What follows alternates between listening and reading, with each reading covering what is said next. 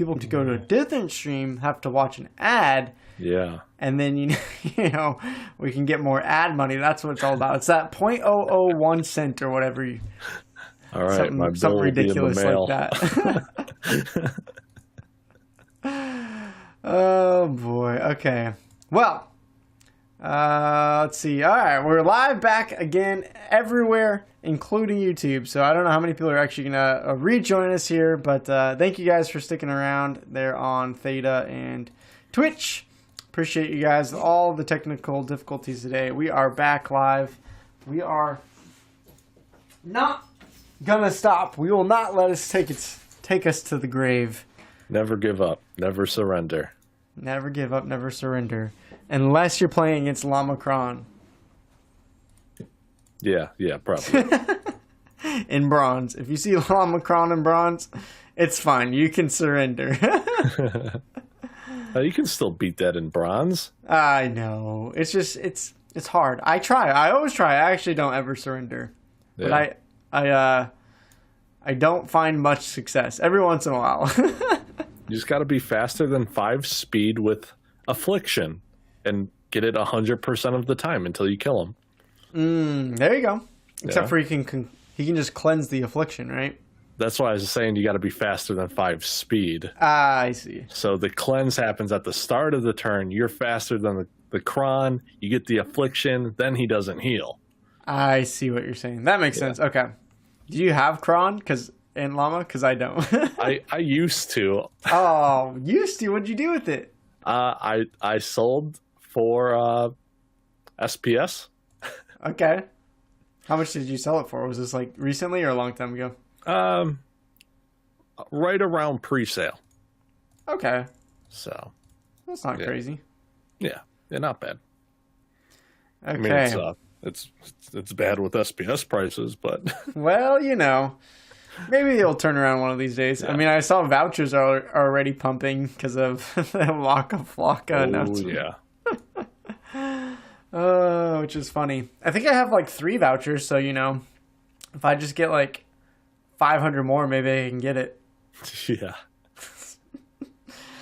All right. Well, people are trying to pile back in and find the new stream. I don't know why it's so annoying on YouTube and stuff. But let's watch a couple more matches, and then we can do a pack giveaway. So, Jim, if you want to think of a quiz question about yourself, your stream, something that would be fun for people to try to guess about you or your content, we'll maybe give people like 5-10 minutes to get back and find the stream so that we give everyone hopefully a decent chance to get back in here. Yeah, that makes sense. Okay. Well, I think everything's up and running again. As long as we don't kill it again, we should be fine. No promises. If we die one more time, it might be 3 strikes we're out. We might just have to forfeit. It might just be one of those days. You never know. All right, well, let's get another matchup going. This one is going to be against Sedini and KJ Chemical, both players fighting for top 16 spots. And KJ Chemical with a heck of a tournament last week, getting 3rd. So let's check out this matchup. It is going to be General Sloan taking on Tarsa here. And we have the rule set of Armored Up. So, oops, already going here. But besides that hit, Jim, what you thinking? Chat, what you thinking? Who's going to take this one down? You know, I'm really liking General Sloan here. That's putting out a lot of damage. 4 magic damage coming in on all those guys until it gets to Tusk, or is his name Husk? One of those 2. Tusk the Wide, yeah. The only thing I don't like is that triple backline kill in the top lane. In the top lane, what am I playing in? MOBA? League of Legends. Yeah. This one's difficult. All right, I'm gonna say bot. Okay. Let's see. Yeah, I mean, the taunt here is going to be pretty dang good, especially with the Armored Up. I'm surprised no one tried to fit in some magic damage with the Armored Up. I would have gone something like Delwyn plus some magic damage somewhere. But this team having so much damage here with Arbalest, blast damage here, even with the Living Lava soaking up some of that, it's going to die round 2 anyways with the magic damage.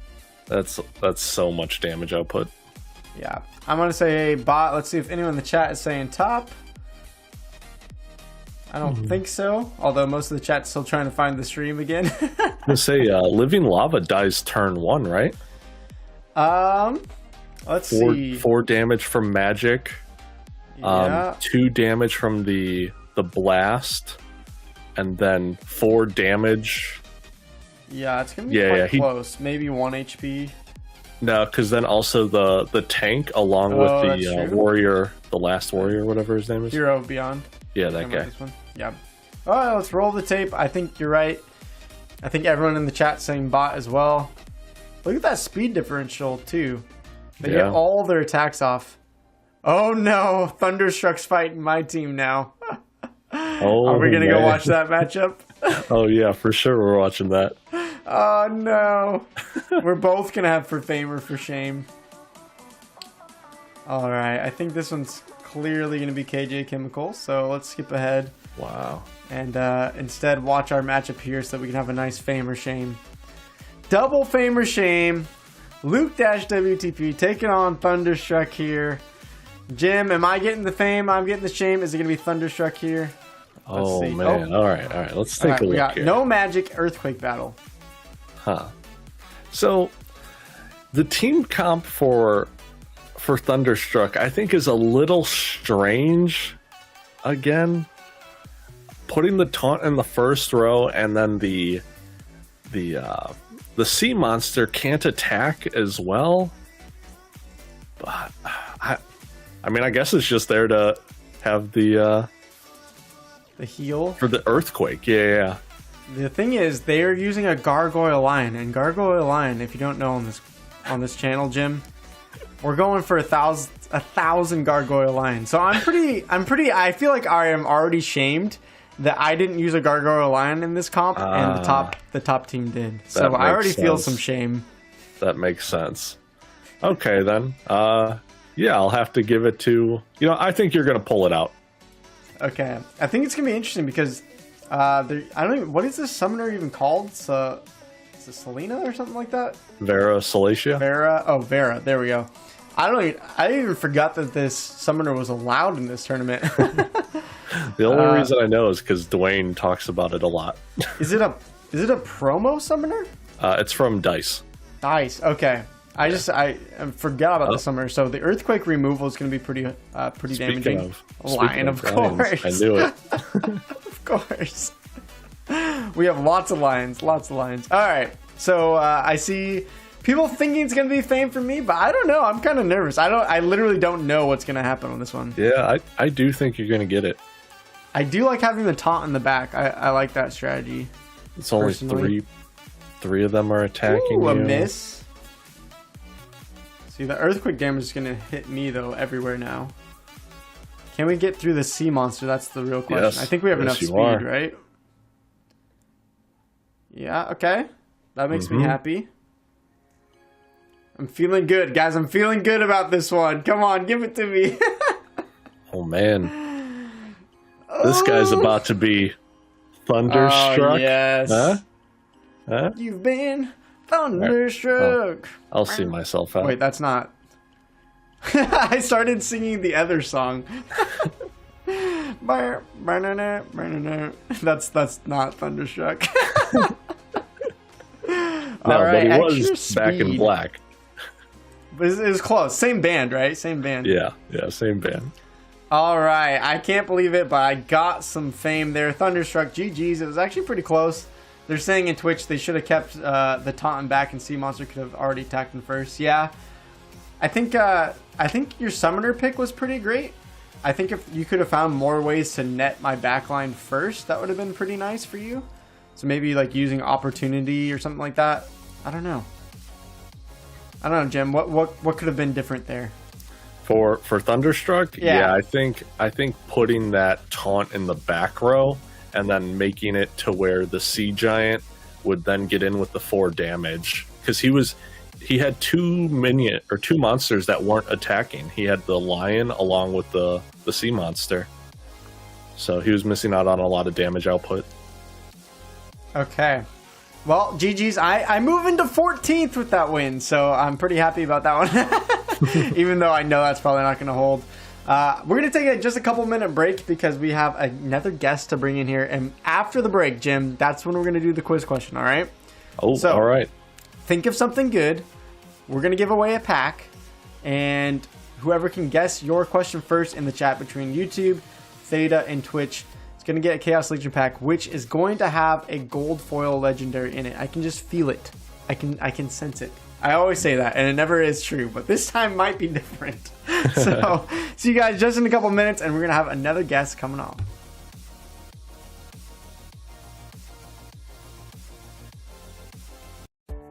Sports betting is stuck in the dark ages. Traditional bookmakers come with high betting fees, slow deposits and withdrawals, outdated technologies, and no loyalty or rewards programs for your play. All of this leads to a frustrating and one-sided experience for betting on sports. Thankfully, there's a better way. Introducing Zensports, a peer-to-peer sports betting marketplace that allows you to create and accept sports bets with anyone else in the world, without the need for a bookmaker. Our marketplace is fully transparent, trustworthy, easy, and fun for betting on sports.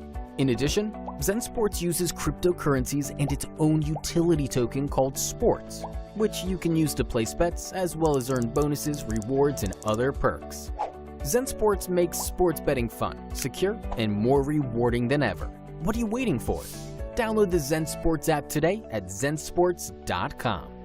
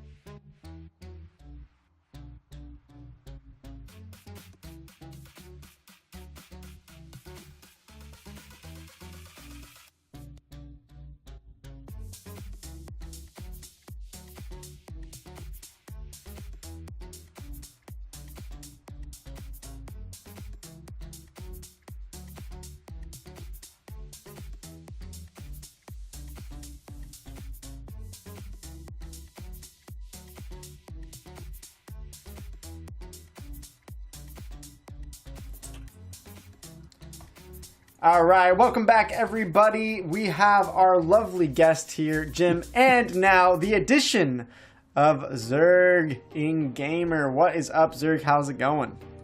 Pretty good. You? You know, it's been a little stressful day. Electrical problems. We had some, just other things going on today that didn't go well. You know, we'll not talk about it. You know, how are you doing? So far been good.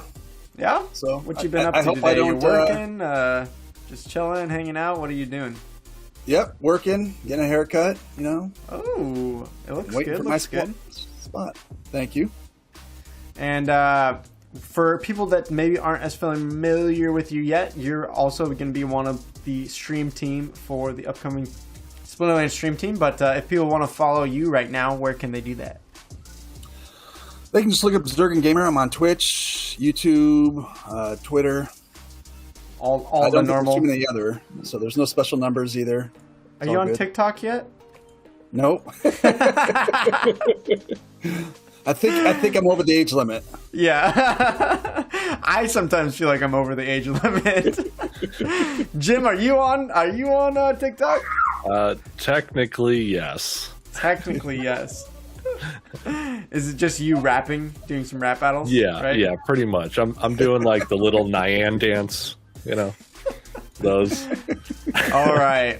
Well, to cheer us up from all of this messiness of the stream today, I think it's time we should do a Chaos Legion pack. So I'm going to be following along here in the chat, both Theta, Twitch, and in the YouTube chat as well.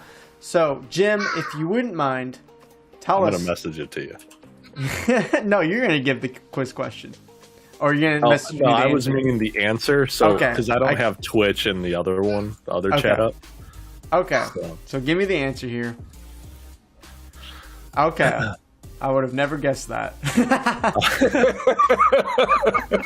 So this one, we'll see. Let's see if anyone can get it. I'm looking at all three chats. Jim, take us away. What is your quiz question? First one to get it is going to get a Chaos Legion pack. All right. What is my favorite anime? Favorite anime. Okay, here we go. Start throwing in your guesses here in the chat. Let's see who can get it first. I like so many of them as well.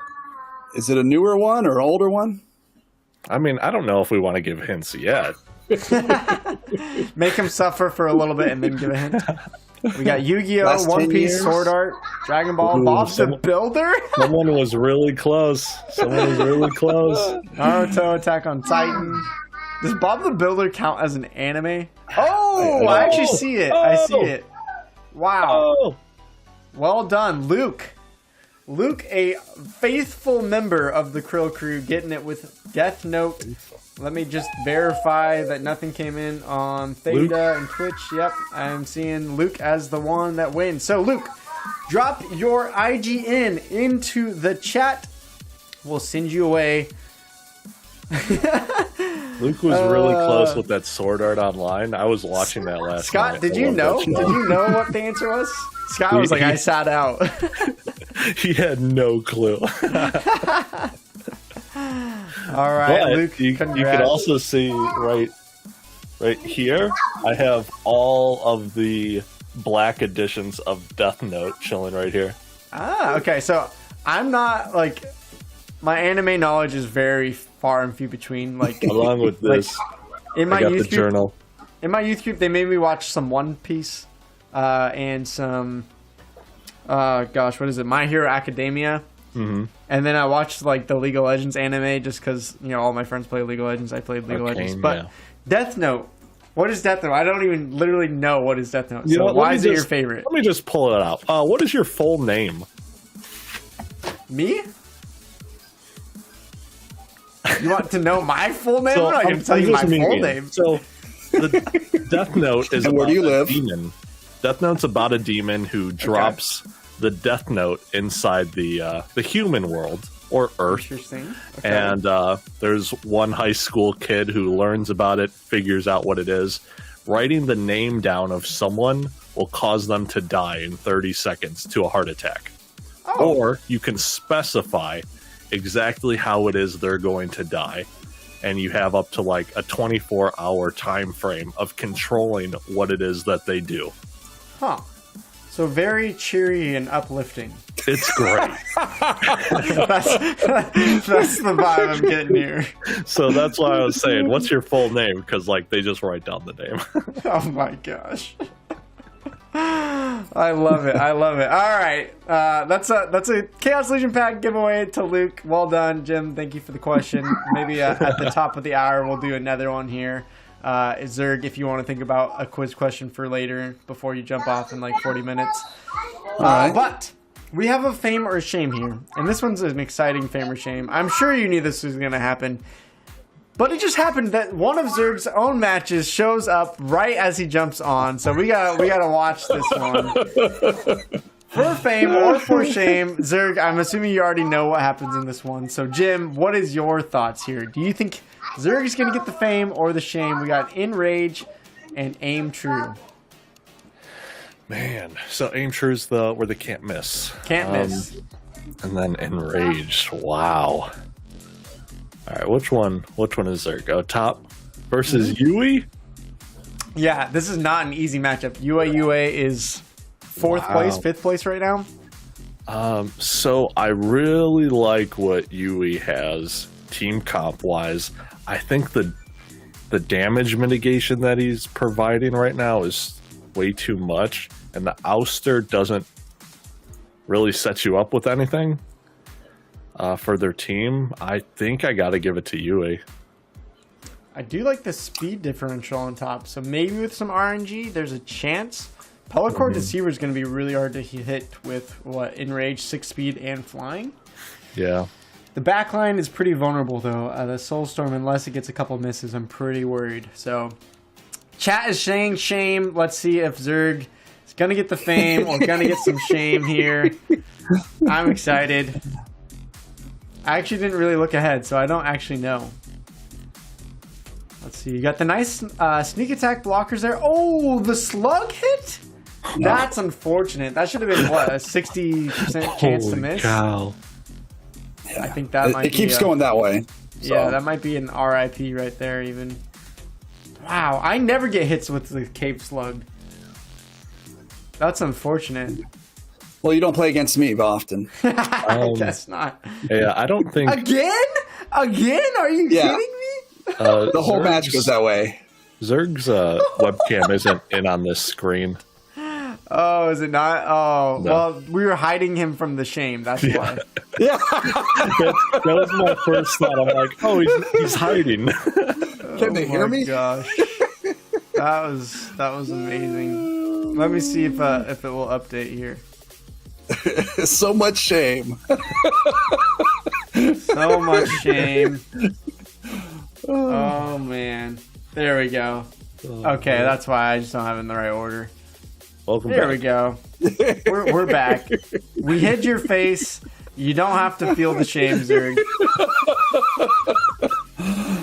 To be fair, I don't even feel like that was shame. I feel like that was like horrible RNG. Yeah, that was Horrible. rough. I mean, Cave Slug hit the Deceiver. What was that? 50% plus flying. 75% miss chance. They don't miss against me. Wasn't even close. Wait. Was it aim true? Was that aim true there? You know what? I think It's it was. melee and ranged. Oh, I totally forgot. It was yeah. ranged and melee attacks always hit their target. No wonder. Okay. So it wasn't the fact that the RNG was that bad. It was just the rule set. Okay, I was feeling really bad. So Zerg, I'm sorry. You actually do get the shame on that one. Well, I do. Oh, I was like going to be blown away because I don't know about you guys, but like when I use Sandworm, when I use Cave Slug, I feel like I never hit anything. Even if it's like 10% chance. So, sorry Zerg, but we got another fame or shame. I don't know if they're still here in the chat, but Nice Guy, important Krill Crew member. Let's see if they can win their matchup. We got a General Sloan taking on a General Sloan, so quite a close matchup here, potentially.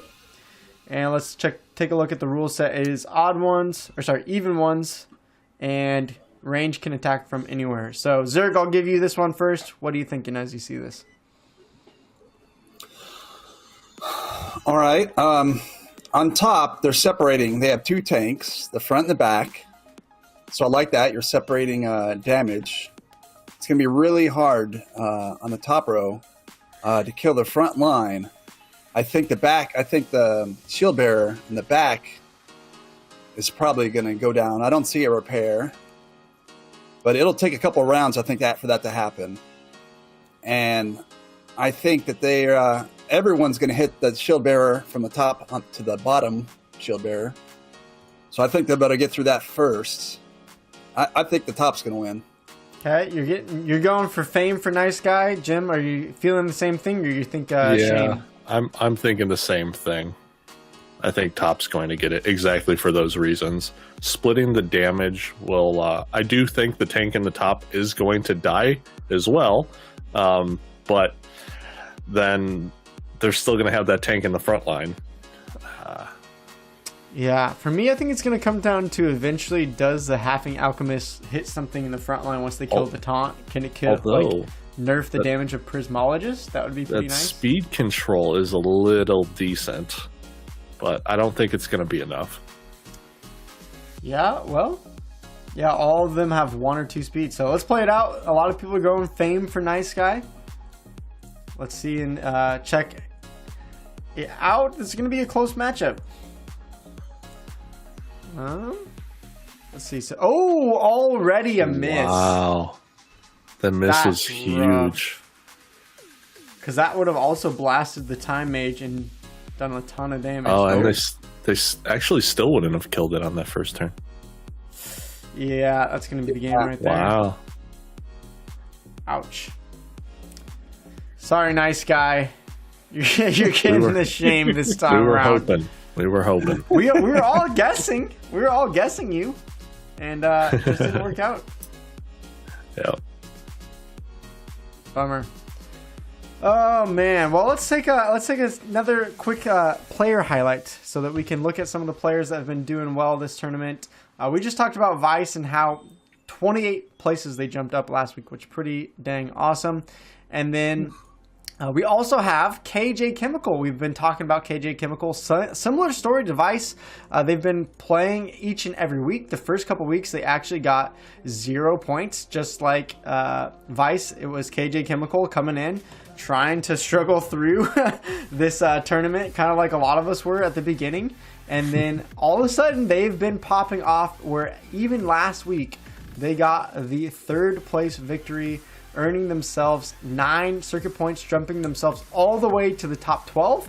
And I think 12 points could potentially be right around where the cutoff finishes in the very end. So KJ Chemical still doing well today. And with doing well today, I think they might have a great chance at qualifying for the top 16. It's going to be pretty dang close. Right now, they're in 36th. So they've played 22 matches, got 5 to go. So they have a chance to get to 5 more. Let's see. We have one of their matches actually right now.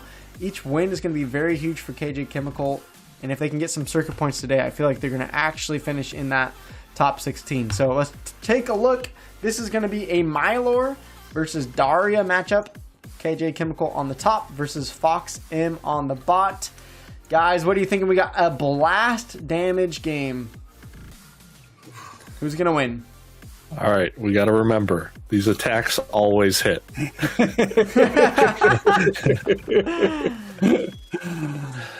Man. I'm going to say Mylor. Just because it's Mylor? Well, I mean, 5 out of their 6 people are melee. It's true.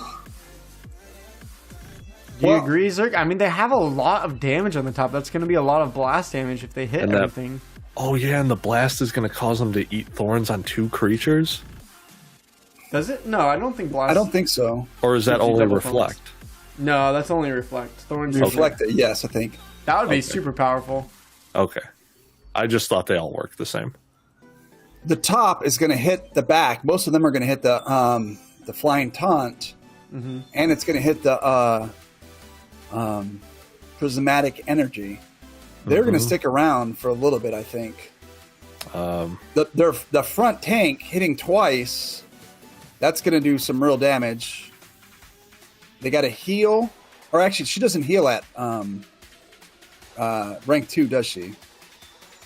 No. No.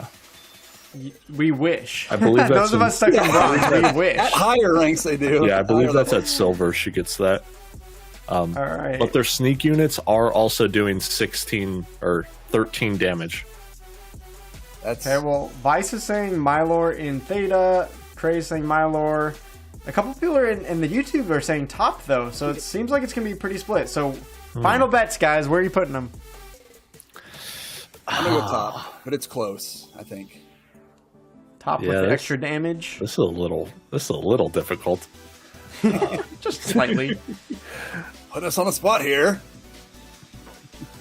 All right, Jim, you got to give it to us. Come on. You know, I'm going to say dragon at the top. Just kidding. I'm not actually going to give you $100. I wish I could. There is one thing I'm a little confused about. Did he not have a Tarsa? Yeah, because then he would have gotten more HP rather than because he didn't run any dragons. Yeah, I don't know. That's interesting. It is a level 2 dart. Yeah. Oh, that's a lot of damage here already. It's not looking good. Maybe if Sandworm can get a giant hit off here, but he can't go through more than those two. Right. Yeah. Looks like it's gonna be bottom. Yeah, there's no way. Oof. All right, all of you that picked KJ Chemical to take this win. Wait. No, it can't happen still, right? It's a possibility. Wait, he still has armor? Oh, yeah. Wait. And blast. I think we actually got this. This is going to be a 1 HP win. Right? Oh, yeah. Oh, 2 HP. Wait. Wow. Okay, I had given up. I had given up on KJ. Out. Okay, apparently all you need to win is Lava Launcher. Holy crap. It's not a bad card, man. I did not see that coming at all. Wow. I'm glad I was right. I mean, I was right. We were right in both accounts. It was the top, and it was very close. Yes, I think we said that. It's true. Well, we got another exciting matchup. This is a double fame for shame. This is both in the Twitch chat. They're talking smack right now. Thunderstruck versus our Game Boy Ali. Ooh, let's jump into this one. It is both going for flying, so I'm assuming this is a Earthquake match as we take a look at the rules. Yes, Earthquake plus Equalizer. So, ooh. You know Zerg, what? Jim, all right, if Game Boy Ali wins, we're going to do karaoke. What kind of karaoke? Like, what song are you going to do karaoke to? Thunderstruck? Tequila. All right. That one's on you. I never agreed to that one. No, don't worry. You can't mess it up. They just say it 3 times. That's it. Yeah. All right. Who are you guys picking? I already see some predictions in the chat. Top bot already split. I'm thinking bottom. They got a heal, and is that Affliction with that a new Chaos Legion card? The Goblin Psychic doesn't have Affliction at this level. Yeah, it gets it at silver. They do have the Triage. Nice. That's a pretty rare card to see here at bronze, but they have the Mermaid Healer for the Triage. But they're not sneaking. You know, they're not sniping. They're going out to the front, so the Triage I don't think it's going to do anything. True. Oh, I'll take that back. Earthquake. It'll help with the Earthquake, but one character. But they're all flying anyways. Flying. The summoners. Yeah. It's true. Okay, I see a lot of bots coming in. There won't be one, but that'll be the front because we got a snare, right? The bottom. Oh yeah, that's right. They do have the snare. So the tank won't be flying. Mm-hmm. I just feel like they don't have enough damage on the top side. They don't have much. They have Two non-hitting magic. tank, a healer, Yeah. and a healer. That's only 3. It's 3 7 attackers. damage. Plus double heal. Yeah. Yeah. Yeah, I think it's bottom. Okay, let's play it out. Ali, are you getting the fame? Thunderstruck, are you getting the shame? Or are we all wrong? A lot of the chat is saying bottom as well, so I'm feeling confident. Yeah. Yeah, and there's the heal. All that damage just taken out. Is that card Naga Brute? Is that what that card is? Yeah, I feel like I never see that card being played. Hardly ever. I don't know about you guys. Yeah, pretty much never. Wow, they can't kill it. Yeah, all right. Well, that from there, they don't have any more damage, really. So I think that's GG's. We can skip ahead. Thunderstruck getting the shame there. Game Boy Ali getting the fame. Game Boy Ali even took me down this tournament. I mean, Ali's popping off. Where is Ali? Let's take a look at these standings. Because I think he's been climbing the board slowly but surely. Yeah, number 8. We were tied at like 12th earlier today. Now Game Boy Ali is sitting at number 8, which is pretty good because I think Ali, if you can finish somewhere in the top 8, you'll have enough points to get. I think you'll be just out of the top 16. Let's see, 17th and 18th right now at 8 points. I think you're at 1 or 2 points. So with the top 8 finish, you could be looking close. Not quite there. I think right now it looks like Ali's played all of their matches. So with 2 more weeks to go, Ali, you still got a good chance. You still have a great chance to get there. So I'm excited for you. Hopefully you can do it, my brother. All right. Ooh, are you guys ready for another double fame or shame? We're getting everyone to start watching that's playing the tournament because we're getting a lot of fame or shames here today, more than usual. So this is almost another. I feel like this is a triple fame or shame because not only is it a double fame or shame, but we got Zerg here again playing in their matchup. So What? as you're on stream, I feel like this is it gives 2 points to the fame or shame because we can see your face. So. Jim, how do you think Zerg did here? I'm interested to hear your thoughts. This is an interesting strategy that I'm seeing here. I think he lost. Right off the bat. He's putting a lot of hope into Grund, and I understand it. I do it all the time. But that Thorns destroys yourself, and I've had to deal with that a lot. I've got the heal. I don't think it's enough. I don't think it's enough. Plus an halving alchemist in the back to nerf Grund's damage if it lands. It is a high chance to miss. And his tank also has shield, so yeah, you're dealing for, you're taking for. I think Vice on the Theta is going to be getting the fame here. Zerg, explain yourself here. Explain your setup. I did not see his team first. Explain yourself. Basically, it's like you're on trial right now. It is what he said earlier. It's a good tank. I got the heal on it. He should last a while. Does a lot of damage. It just hurts a lot with Thorns, and I wasn't expecting it, and I should have. So bad me. I did forget the snipe here is for all targets. So both of you have the failed summoner in second, which is a great option to use because now you're not going to get the halving alchemist hit here, and you're going to magic reflect. So that's kind of nice, but I still think it's probably not going to be enough. But let's play it out. Double Thorns on Grund, as we said, probably going to be the big difference here. Maybe you can get some misses with the flying, though. What was the thought behind using Bright and Bloom for the flying here? That right there. Just to misses? receive some misses. So just hopefully my tank will last long enough. I got the heal. I got hopefully going to receive some misses. But the only thing that's going to miss is their tank. And he's not going to do a whole lot of damage on me. I can heal that. Ooh, failed summoner missing there. It's going to make sure that was actually pretty big. Yeah, because their healer's going to die now to the magic fuck. This is actually getting pretty dang close here. Closer than I thought. Now they're hit. Yeah. Maybe Zerg has a bigger brain than we thought. Oh, another miss. But then, Grund's going to die here. So, hey, you know what? That was a lot closer than I originally thought it was going to be. So, I can see what you were thinking there, Zerg. You know, we were putting you on trial, but you proved yourself enough.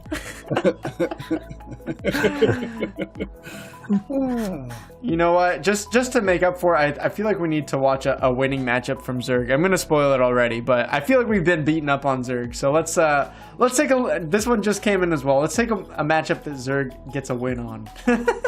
Oh, Zerg definitely wins this one, hands down. Well, I feel you got the answers. Okay. Well, Zerg, you can at least walk us through what were you thinking in this matchup. How did you win it? Give us your take. It's rough for me with 14 mana. I didn't have a whole lot to choose from. I like bigger cards, higher mana. So I got shield. A couple health, armor, shield. I was hoping to take whatever melee they had, and just do damage with magic. Really, I mean he's gonna be my big guy because two for sure gonna hit, and that's kind of what happened. If they're gonna have to put small mana, small health people down, this is a card I haven't seen used in this tournament that much, so that's a really good placement, especially low mana. I'm gonna have to maybe rent this one next time. I think that's it's kind of a sneaky thing to do is on melee mayhem or like heavy rule sets towards melee. I don't know if you guys do that, where it's like, okay, everyone's most likely 90% of the time going to think melee, and then you switch it up and put magic damage in because often those melee monsters don't have a magic counter, right? So I like that. That's a pretty good setup. Well, we already know you win, but let's watch it so you can, bask in your own fame here. It would have been funny if you picked another one where he lost. And I just trolled you this whole time. He actually didn't win.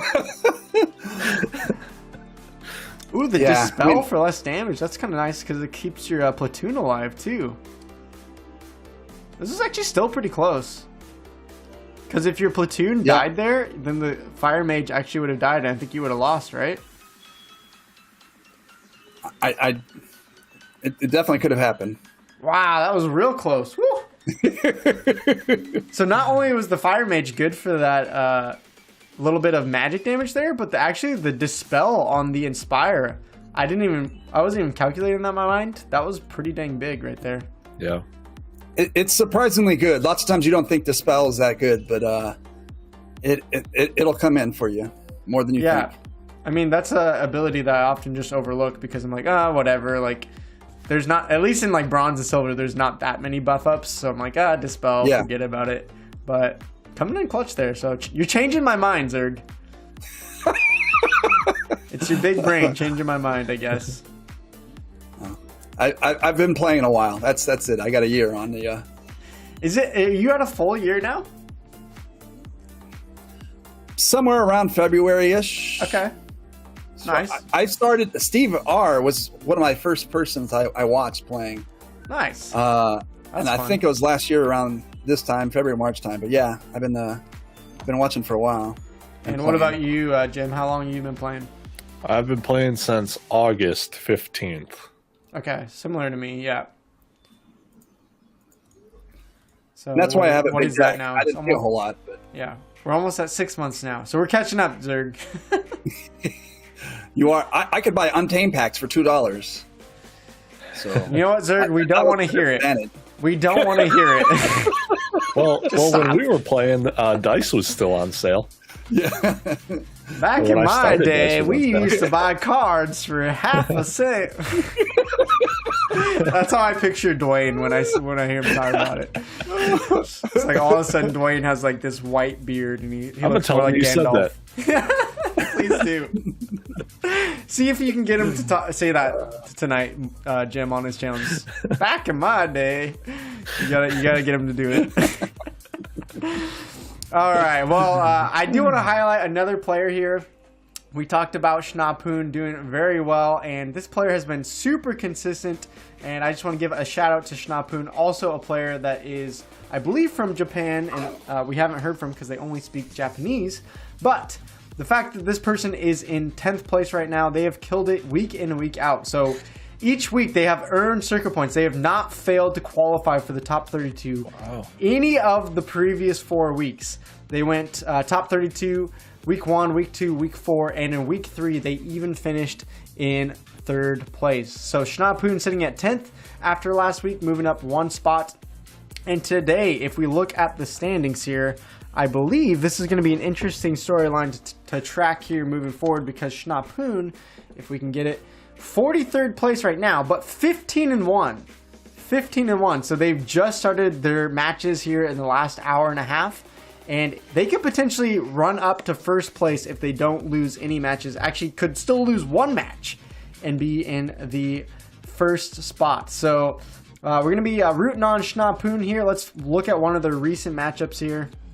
I think I accidentally showed, I don't know if people saw it or not, the result, but hopefully I hit it. I'm not sure. Let's see what happens here.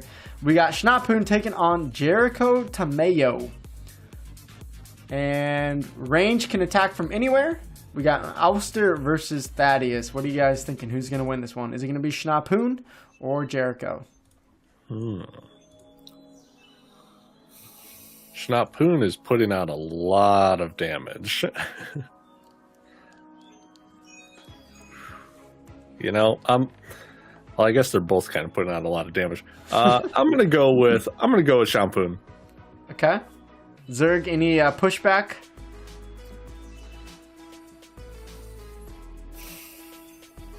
No. I think one I think I'll interesting go the is same. Warchang gets a double attack off once he's in front, right, with the close range. Yeah, once So he's that's in kind of melee. cool. You got the thorns on that too. I don't think we're gonna get to the thorns. You don't think so? No, because bottom is doing 9 damage on turn 1, and it's all to the tank. Wow, you're right. True. You're right. Although the flying bird's going to go down, I think, pretty quickly.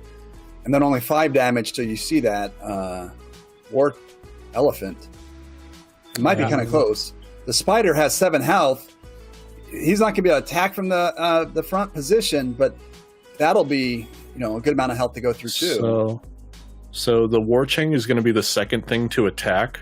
Skull Storm is going to be first, killing the bird, and then since he is 3-speed epic, and there's nothing 3-speed epic or higher, then he'll be attacking second.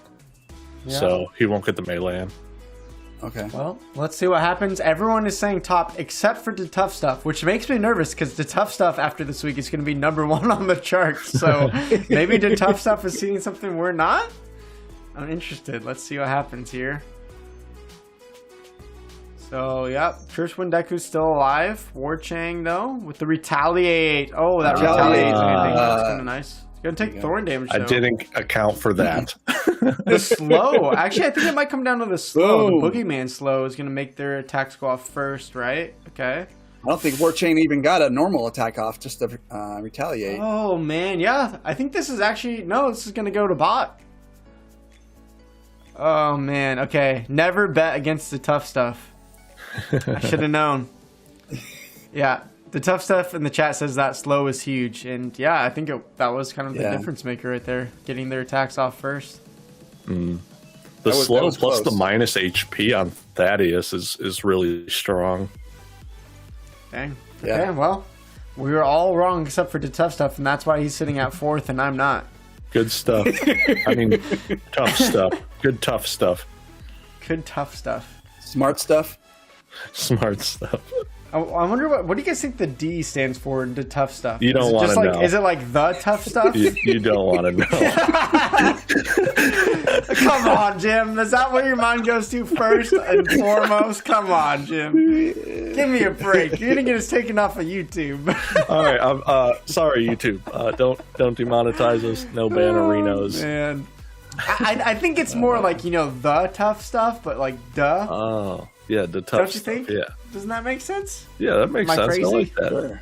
Why don't you ask the why don't you ask the room? Why don't you ask the chat? Well, I mean, he's in the chat, so maybe he'll respond. Honestly, that would be so funny if he says you don't want to know. Well, he has to say it now. Oh man. Okay. Well, moving on. Moving on. Right. I don't see Glenn here today, but we've been talking about Glenn. AdCon06, a regular Krill Crew member, is now taking on Milo Spro. So let's jump into their matchup. Glenn has been one of those players that have been earning circuit points each and every week, but not enough to qualify for the top 16 yet. So a couple wins here are going to be pretty huge. We got Poison plus Enrage. Zerg and Jim, chat, who's going to win this one? They're both pretty beefy boys. Beefy boys. I think it might come down to that scavenge. Beefy boys, new band name, I call it. Yeah. With the other conversation, it gets even worse. There is cleanse on top, along with the immunity in the bottom. So that kind of is the same. I mean, the Forgotten one is a classic, especially at this level, right? You get the immunity, so you're going to dodge out the poison. But we got the cube over here, a level 3 cube, which you don't often see that. So starting with 12 health and scavenge. I think that... Who's that last guy on white team? The snipe? No. Yeah, snipe. Yeah, the sheriff. He does a lot of damage. But... I mean, yeah, he's going to kill the Jin's going to die first turn. So, yeah, that's difficult. I'm going to say top. I'm going to say top. Okay. In these rule sets, it's kind of hard to beat Gelatinous Cube, but it can stick around for a long time. It doesn't have heal at this level though, so that's one thing to consider. I see a lot. I see a lot of chat saying top, but again, I see the tough stuff saying I'm with Luke. That immunity seems good, so I'm gonna go bot. Yeah. Just because the tough stuff said that. Let's play it out. You're probably right. Without healing, it's We didn't even really talk about the enrage too, so let's see if that really plays a factor or not with extra damage here coming in at all. Ooh, we got the cleanse. I forgot this has cleanse. That's what I was saying with the immunity, but the cleanse on top. Okay. Cancels out. Yeah, not many people have that level 3 for the cleanse on the herbalist. Mm-hmm. This is going to be a pretty spicy matchup, I feel like, already. We got a triage. Or no, do we not? I don't know. No, we don't have triage. That's Inspire for more HP. Okay. They're going to take down the Goblin Mech, though, potentially next round. Oh, we're going to miss here as well. This is big. I think with the Goblin Mech dying, they're not going to have enough damage anymore to get through that Forgotten one, right? Because Phineas is going to go first, pop him off. Yeah. That's the thing is, like, Cube is great because you can scavenger up health, but if they have Forgotten one, then eventually he's just going to shred through the cube. Yeah. Also, Phineas plus Enrage getting 8 speed, that's also real handy. Yeah. The magic's going to hit no matter what, no matter how fast. Yeah, but yeah, now top loses. All right, Adcon, Glenn getting that fame here this time around. Nice. I think the Forgotten one. What's his name? Forgotten. Yeah, one? Forgotten one here. Forgotten one. Did you forget? I forgot. He's playing us. He's putting that guy in the middle to where making it to where the poison is just slowly taking out everyone else, and he's last. That is such a good idea. Yeah. Yeah, I've been using that in my poison battles, especially in this tournament. And with that, Adcon getting into second place now. So moving on up in the world. This is their first time they've actually going to score really big points. And since we just watched their matchup, might as well do their player highlight right now.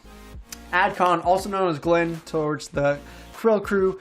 118,000 power to their name, but over 4 weeks, 61 wins, 21 losses, rank 22 going down 1 spot last week. So hopefully with a second or third finish here, I think this person, Glenn here, could definitely be qualifying for enough circuit points. You can see right now on the leaderboard, they are sitting in 22nd, just outside of the top 16.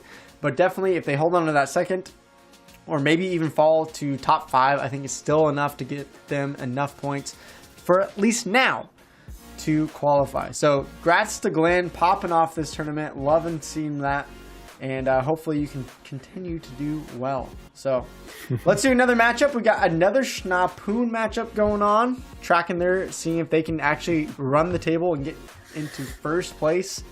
We did see them take 1 loss earlier, but other than that, if they can continue to win, it is possible for them to still get into first place.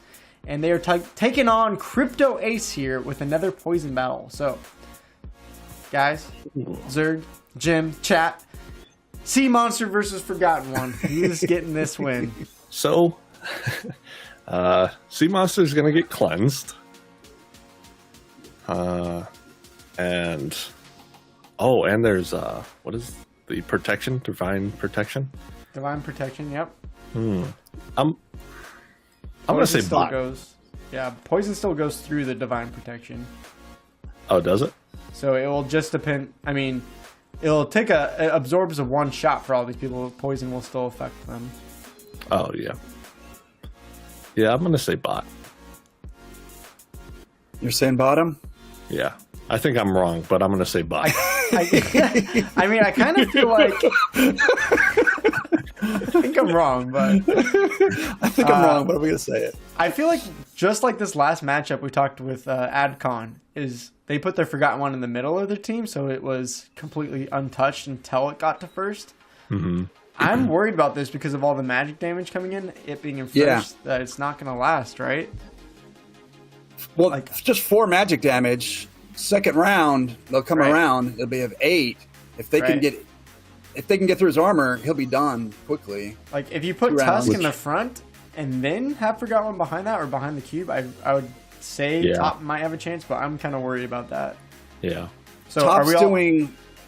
Go ahead. I mean, the first hit that the Forgotten One hits is going to take out that 1 armor, right? He doesn't have piercing. Well, he's going to take divine 2 damage. Protection too. I don't think the top has much damage. Yeah, it doesn't. if you can cleanse and if you can keep enough health that you can keep on healing, it's a really good card. That Serpent. Yep. I forget what his name is. Sea monster with 3 heals plus the river nymph cleansing off the poison. Let's play it. Everyone I think is saying Schnapoon. I see Best in the blockchain saying Crypto Ace. Everyone else saying Schnapoon. I mean, they can't hit through the divine protection and the armor of the sea monster. I mean, it's gonna be so many rounds, right? Yeah, because it's only one attacker. Yeah, I think thing to pick up on here is put the Forgotten One and try to save him for last. Maybe they could have won off of that instead. But you can just see it's gonna go down here already. Yeah. Ooh, and a miss. So they're not even gonna get a single hit off on this sea monster, really. Told you guys I wasn't wrong. I feel like you weren't very confident when you were picking. I'm pretty sure I remember you saying, I think bot, but maybe I'm wrong. Oh, that's weird. Next game. Okay. All right, Schnapoon getting the victory there. So let's see what place they're in now after that. Schnapoon. Oh my goodness. Wow. Okay. So we happened to look earlier at Schnapoon's 1 loss, but still now 19-1, already moving into 11th. So nice. Headhunting for that first spot. Lucha Boy with 3 losses already. So as long as Schnapoon doesn't lose 2 more matches, even with that and tiebreakers, they might still win. So, whew, Schnapoon coming in hot in the end here right now. I think that's the strat to do, is like you just wait to the very end of the tournament and then you just watch what everyone else does and copy their strats. Yep. Easy. That you say that. But how do you copy what everything does if your rule sets are totally different? Not so much copy, more like know what cards they have. Zerg, you get a better idea. Yeah. What you need to do, Zerg, is quit your job and for 20 hours a day, just watch this tournament. Watch all whatever. How many matches do we even have here? 800 this round, probably 1,600 last time. So you just need to watch through essentially 3,000 matches, Zerg. Right? Easy. Take notes. Yeah. Find out what cards everyone has. Yeah. Yeah. I think it's pretty easy. Well, we got another fame or shame coming. This is probably Zerg's last match here. So Zerg, after this, will do the quiz question and give away another Chaos Legion pack. But let's take a look at the matchup. This time, going Eli the Wise, who's often been in the chat as well, taking on Super Cow. Let's get into it. We got Kellyanne versus Tarsa, and the rule set is Equalizer, no healing. So, you guys think Super Cow's got the fame or got the shame? Tarsa's putting out a lot of damage. But it is a little bit of spread damage, so... It's very spread. Well... And they're not... It might not be too spread because with Equalizer, all the opportunity is going to either go to the back or the front, depending on who gets their hits in, right?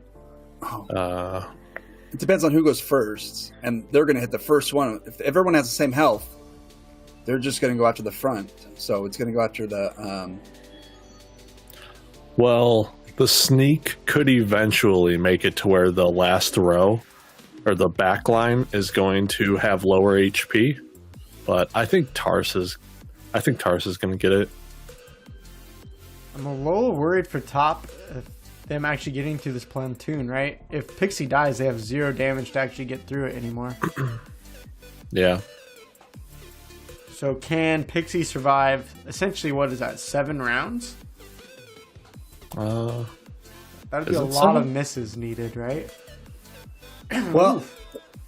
What's going to hit the ants?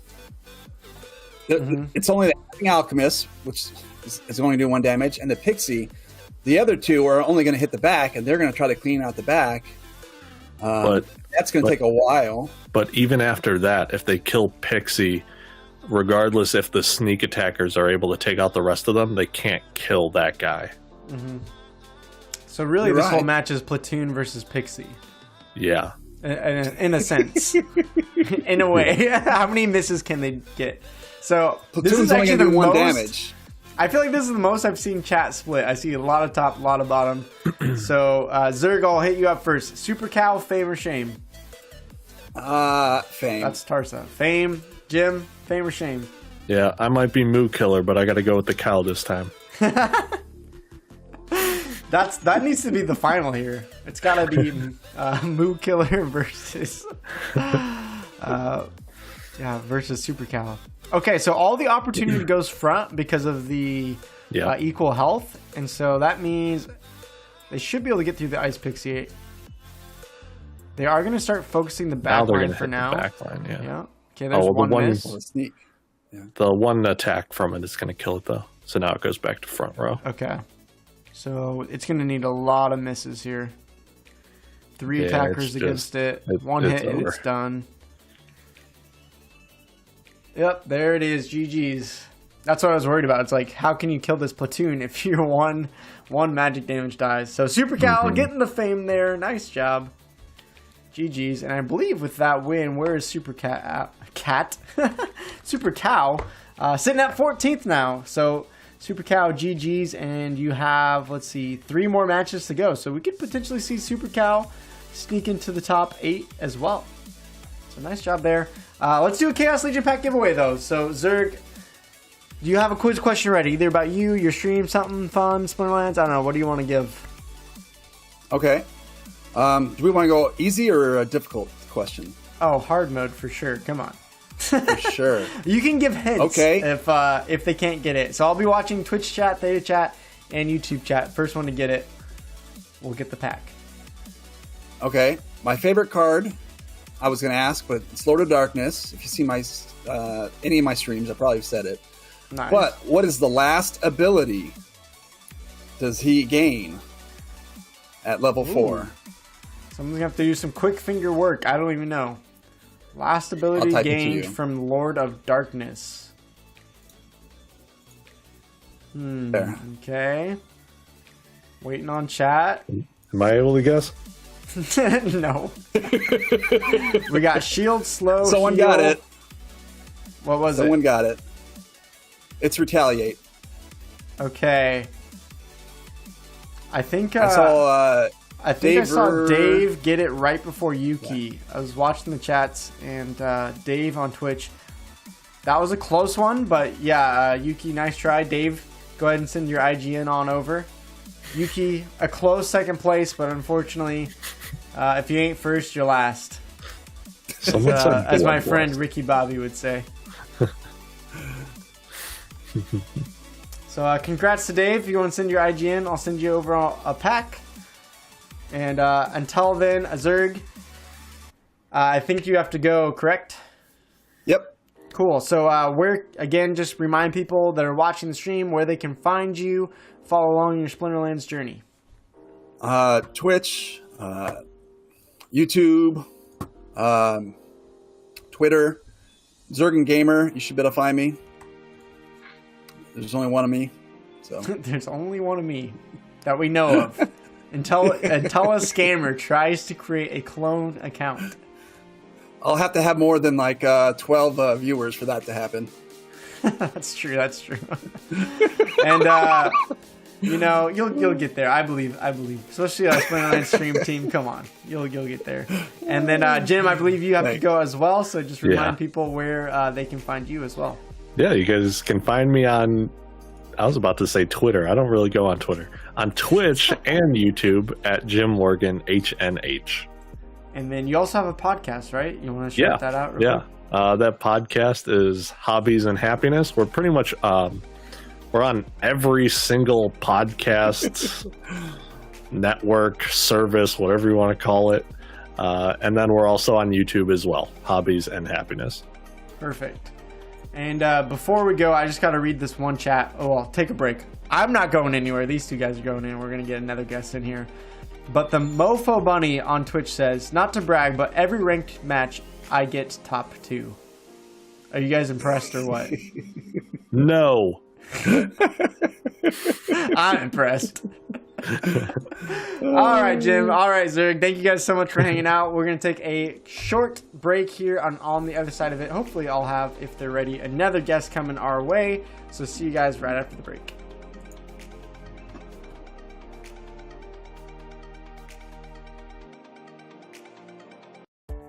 Sports betting is stuck in the dark ages.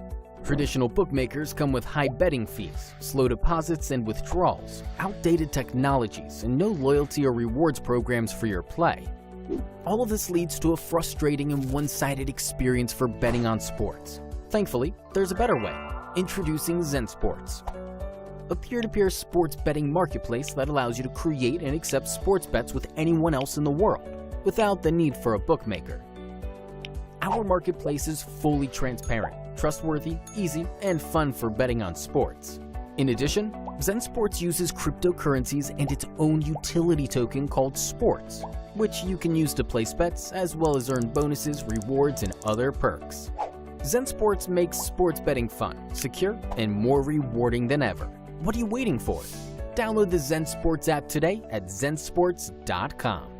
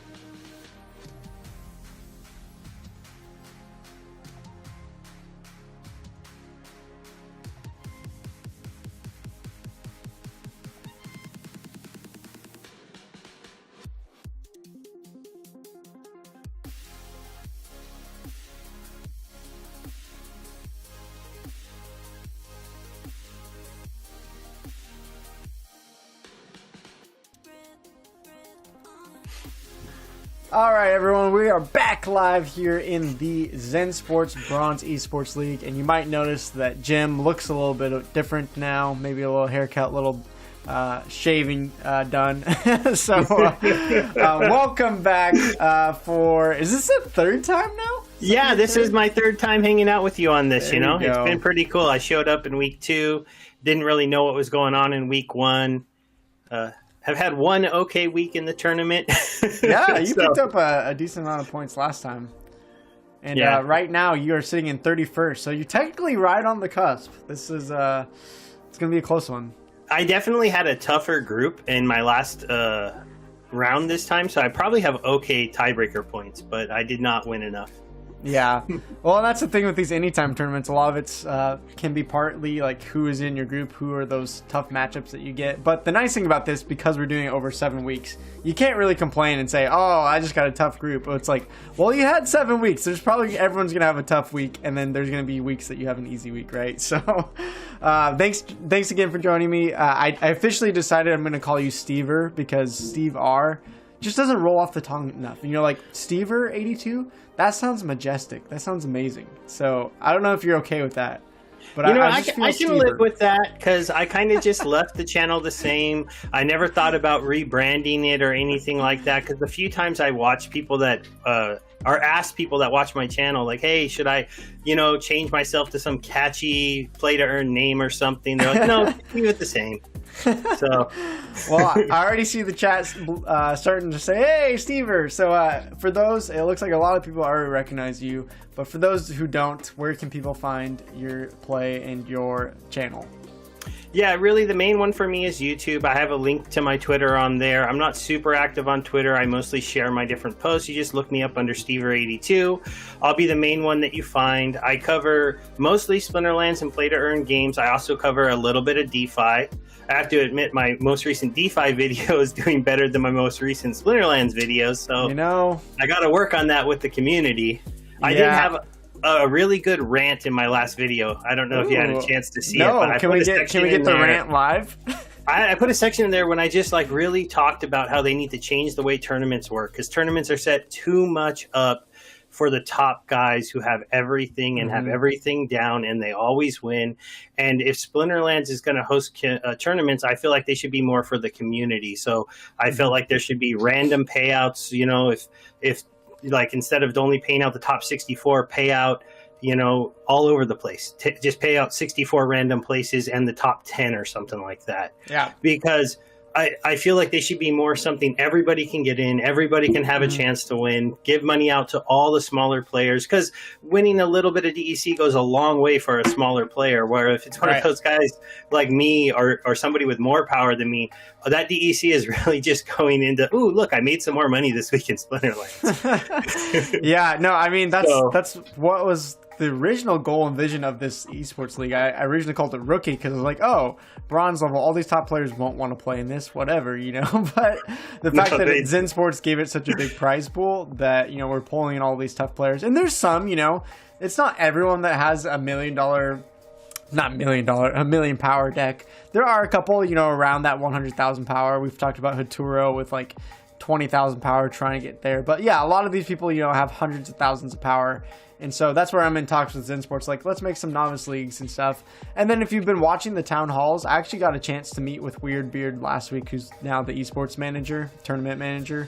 And I think he has some really good ideas coming up. I don't think I'm allowed to say or spoil things, but let's just say that when I talked to him, I was like, okay, it seems like things are going to move in the right direction. I don't know how long it will take to implement some of those things, but that's where my whole rant came from. Was why I watched the AMA, I heard them coming, and I just was like, this is what they need to do. And that's where I would decided to say that in the video, because even I stopped playing tournaments because it's like at some point, if you're missing 2 to 3 cards, you're like, I can't win. I'm not going to be able to beat those guys that have those cards. I mean, you could pay to rent those cards to try to compete, but then sometimes depending on the prizes and stuff, that makes it not even that worth it. And then if you don't get it, you're just out those rental fees. And those really important cards are not cheap, especially not at champion level. Like if you want to rent a maxed out, beta legendary summoner or a maxed out Yoden Zaku, you're not doing that for just an itty bitty bit of DEC. So. Yeah. I mean, Ali in the chat says, make some special tournaments where everyone uses the same cards supplied, so it doesn't really matter what you own. And that's one of the ideas I've heard thrown out. I don't know officially when or if 100% that's coming, but I think that's an idea where you can have, some tournaments where it is your deck and it, who has built the best deck, and then there's some that are just complete skill. Everyone has the same card, so that you don't feel like you're cheaped out by like, as you said, I just didn't have that one card, right? Yeah. So, I mean, in the Bronze League, I feel like, if you don't have leveled up summoners, then yeah, it's pretty tough to win. But for me, I have a, what is this? I almost have a gold level deck now, thanks to you and some of Sugar Mom's donations and stuff coming in, and some of the communities really helped me boost my deck. But even for me now, I'm like, okay, there's some cards I don't have, but I can rent for one day in a tournament like this, right? Like Halfing Alchemist. I'm never going to be able to chance to probably buy that card. But if this is an important tournament to me, I can go rent it for 5 DEC. So at least there's those options. But if you're talking about like, the Bulldog bashes in Diamond, right? Yeah. There's no way I'm going to rent for that, right? Because that's going to be thousands of DEC in rental to try to, and especially because you're not even necessarily going to know how to play with all those cards if you haven't had the experience of playing with them maxed out, because the game does drastically change, especially from like if you're a silverish player to diamond. A lot of cards get a lot better, and certain cards that were dominant don't become as strong. Like I don't see Mylord near as much in the top leagues as you see him in the bottom leagues. So that didn't work this week. Everybody learned how to beat Mylord. Yeah, I got my butt kicked last week's tournament because I was just doing Mylord all over again. Because I was trying to rush through my matches, and then I was like, okay, Mylord, and I just kept. It's like, okay, it's not working anymore. All right, well let's in just a moment look at some more matches here. But again, just want to shout out, if you don't know what's going on here, we have a 7-week Zensports Braun Esports tournament. We are on week 5 out of 7. Each week you are playing in this tournament. It's an anytime tournament, and you finish the top 32, you get 1 circuit point. Top 16, 3 circuit points. Top 8, it progressively goes up in circuit points the higher you finish from there. And the top 16 over these 7 weeks is going to enter in the final best of 5 tournament. That's going to come March 4th. So even if you don't qualify, you should definitely join the stream. It's going to be pretty hype, and Zensports is giving away $1,000 prize pool to the top 4. It's going to be pretty fun. And I also want to do another quick player highlight. We've been highlighting players who have done really well over this tournament, and there's someone that we haven't talked about much, which is Amari, who won last week's tournament. And they are a player that is, we always talk about Schwarzschild being in the top of the bronze leaderboard, but Amari is often competing with Schwarzschild for this bronze league. So I think this is another player we're going to have to watch out for. I don't see them on the leaderboard this week, so maybe they've had a little bit of an off week or just haven't put their matches quite in there yet. But actually, I just see their first matchup. So let's take a look at a match from Amari. Let's see if we can give them some fame or some shame. But I've been really impressed with this player, Steve. 93 wins and 17 losses. Can you imagine?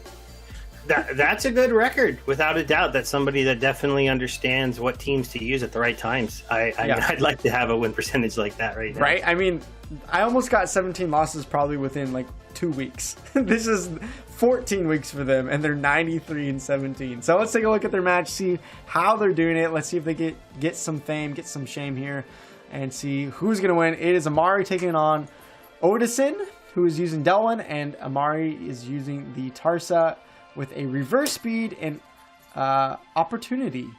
So what are you thinking, Steve? Who's going to win this one? Are all the buffs are in already? Yeah, they are, right?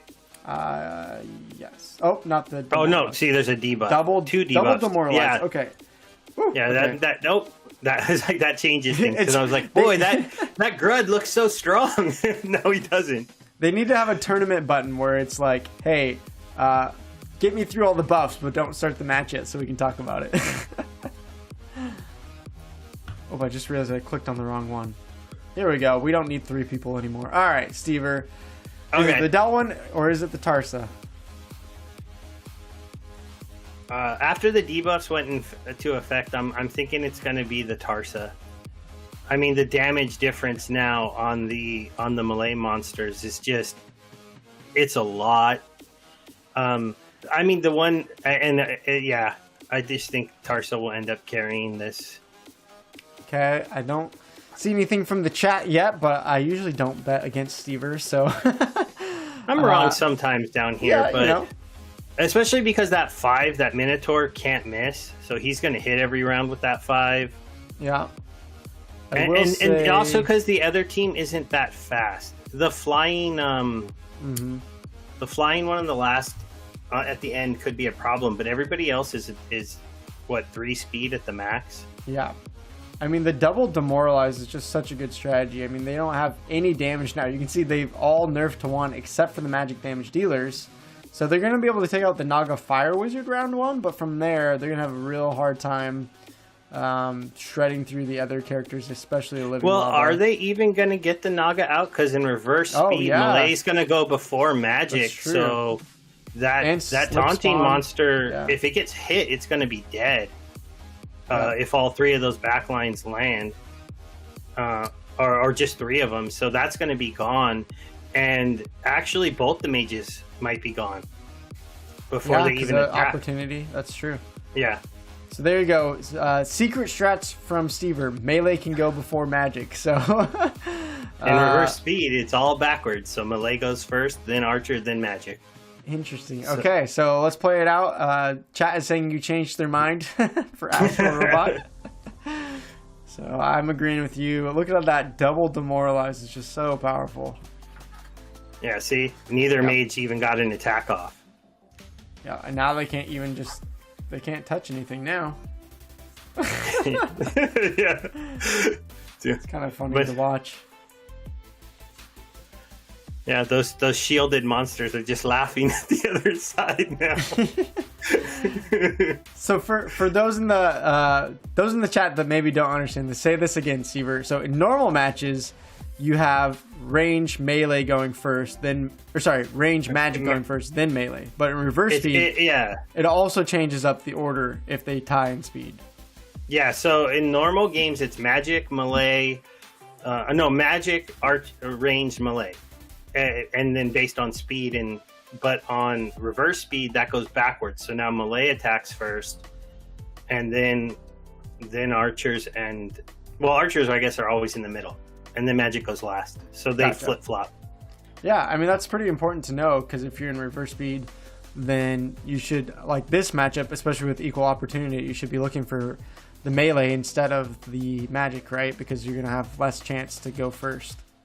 Yeah. And especially in, what do you call it? Opportunity games, going first is very important. Mm-hmm. So speed is very, very key in that matchup. So.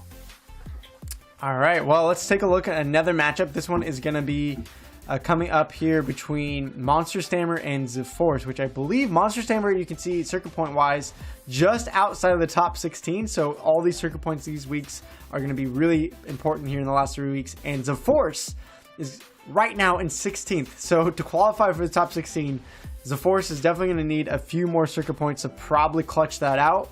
And let's see who's going to win in this matchup between the two of them. This matchup is going to feature Delwyn for Monster Stammer, and we have Zensports rocking the Daria in a weak magic 50 mana matchup. Who you taking, Stever?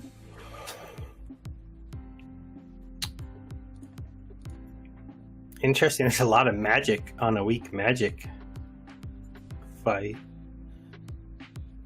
Yeah. I don't know if they didn't realize that, or maybe they just wanted it anyways. For guaranteed yeah, they hits. might have just figured there might not be a lot of armor, and there isn't that much armor. But 1 speed. The extra melee damage from Daria, that's ridiculous. Yeah, the Daria also has the little advantage that he's an epic summoner, so those 2 rare monsters at the end are level 3s instead of level 2s. That can matter if there's an important break for those monsters. So that's something to just be aware of. Epic summoners can put a level 3 rare on the board. If you know your teams really well, that can be a big advantage. Even in bronze? Even in bronze, yes. So because the level sets that you see, this is a confusion I made when I was a new player. The level rule caps you see are for each individual monster, but if you can play that monster, they can play the max level that they're available to. And if you look at a max level 2 epic summoner, they can summon level 3 rare cards. So they can circumvent the normal the normal rule set of that. And so that's why those are sitting on the board at one. Yeah, that used to be the way that you could. He used to be like the most popular summoner before the game kind of progressed and Dice came out because of that trick he could pull off. Wow. Okay, so you're blowing my mind here. Stever has all these tips that I just don't even know. This is why we have you on, Stever. Yeah, like before Mylar, he was kind of the default person to use at this level because you could put a full team of level 3s on the board, and if somebody else didn't have them, you're like, haha, all my cards are higher level than yours. Interesting. So with that being said, this newfound knowledge that we're all receiving, is it enough to win? And my concern is the speed differential. I still think I think he might lose this matchup because that's going to be hard to hit that Phantom Spectre in the back because he's flying 3 speed and the sneak monster's 1 and the other one's 3 though, right? Which one? We got the ship. 6. This has 4 damage right now and 3 speed. Okay, so it basically, if the Sandworm hits on its first turn, then I think he can win.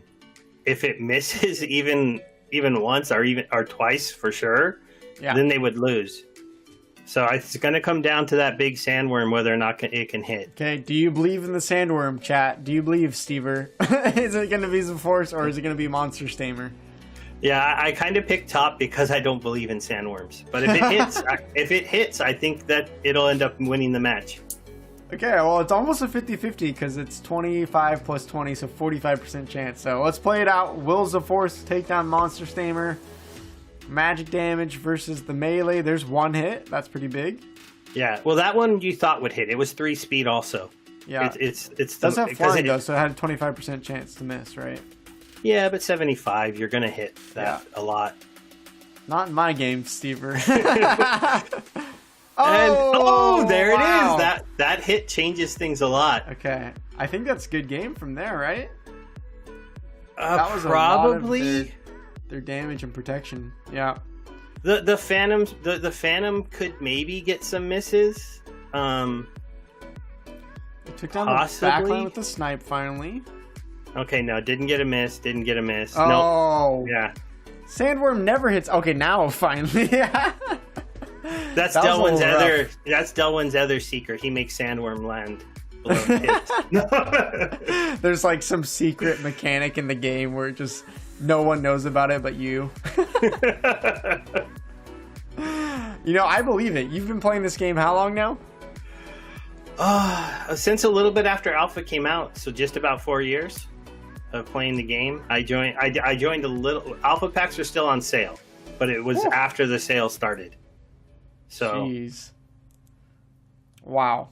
Yeah, okay. And I was a little krill, and I was collecting things, and I only had level 6 beta summoners even for a long time, but eventually I had level 6 alphas. Oh, wow. But I was able to trade all my level 6 alphas for level 8 betas, which is debatable whether or not I should have done that, but I did it.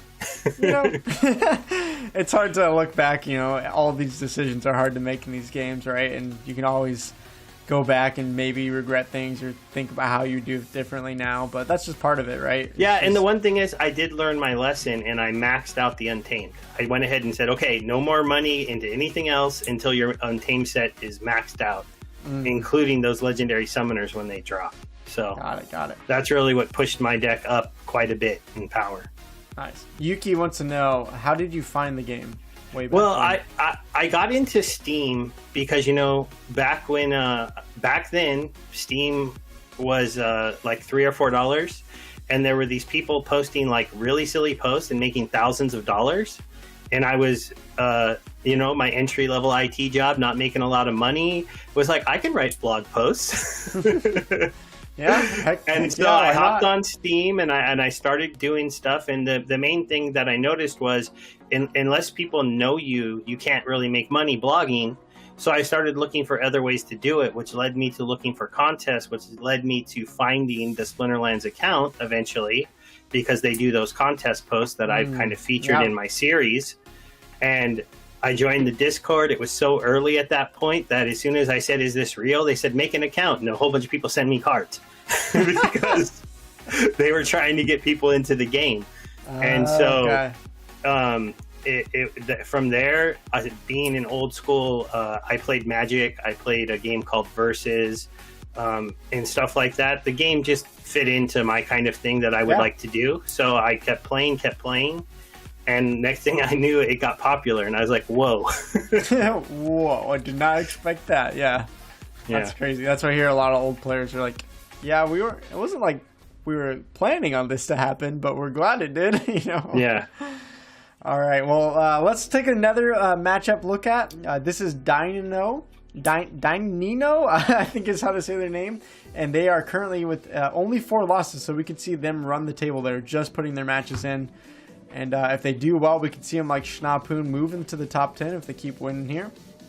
Tarsa v Tarsa looks like back to basics and no magic attackers. So, Seaver, does Dynino win this one?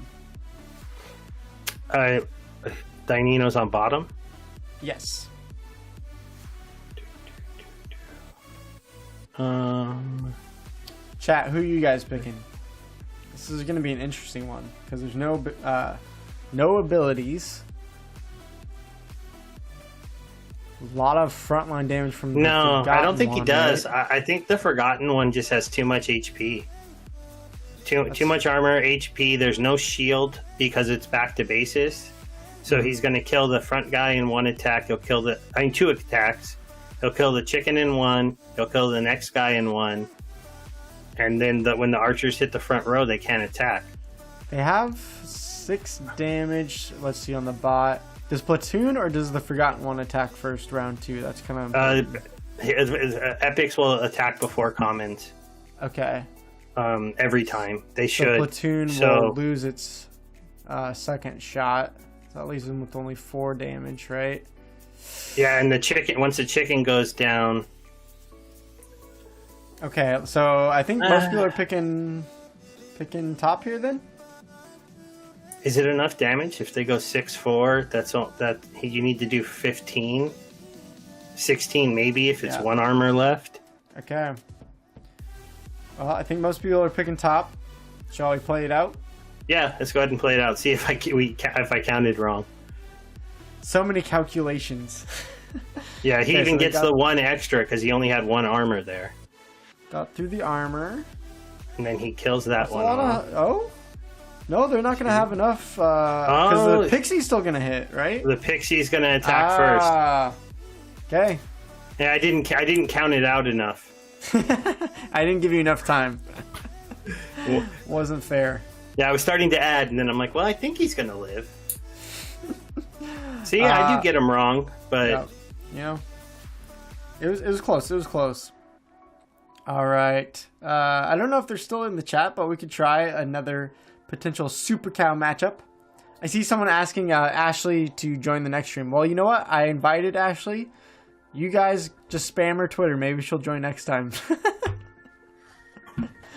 All right, this one is another Fame or Shame with Super Cow, taking on Hazy Lee, which I believe has some circuit points as well. We have a Mylor versus Obsidian matchup with Weak Magic, Divine Protection. So, Seaver, who's going to win? Mylor this time, I think. Only because that's a weird... I don't know. That's a weird lineup up top. The chicken's going to take 2 rounds to kill.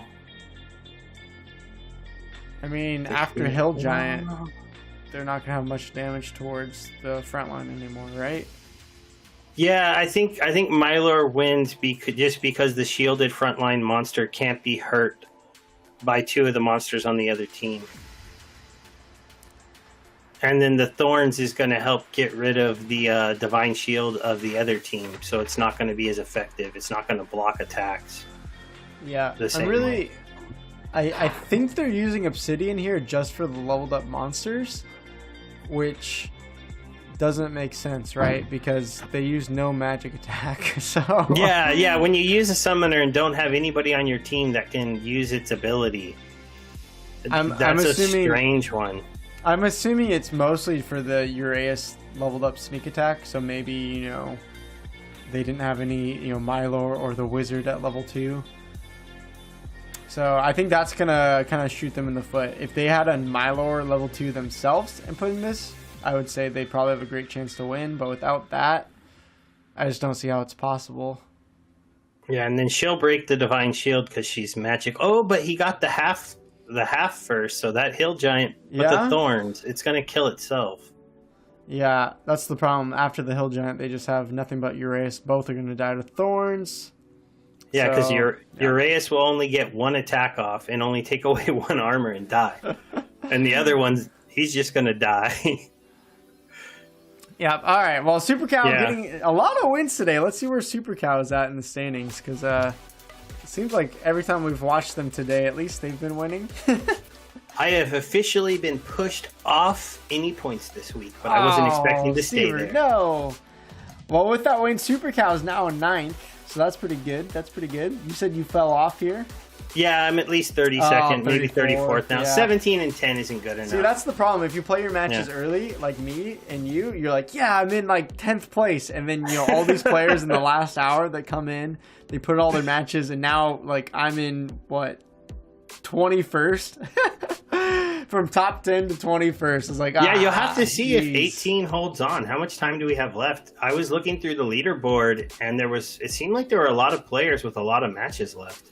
Yeah, I mean, okay, let's take a look. We have 29 minutes. Shinapoon in first right now, taking over Lucha Boy. So Shinapoon did run the table so far, although Lucha Boy with another win could tie up and potentially take that over. So we'll have to see who takes that down. The Tough Stuff still in third, Adcon in fourth, UA in fifth. From there, let's see who has still a lot of matches to play. All these people right here have 2 more matches to play, so they could jump into tied for fourth there if any of those get some wins.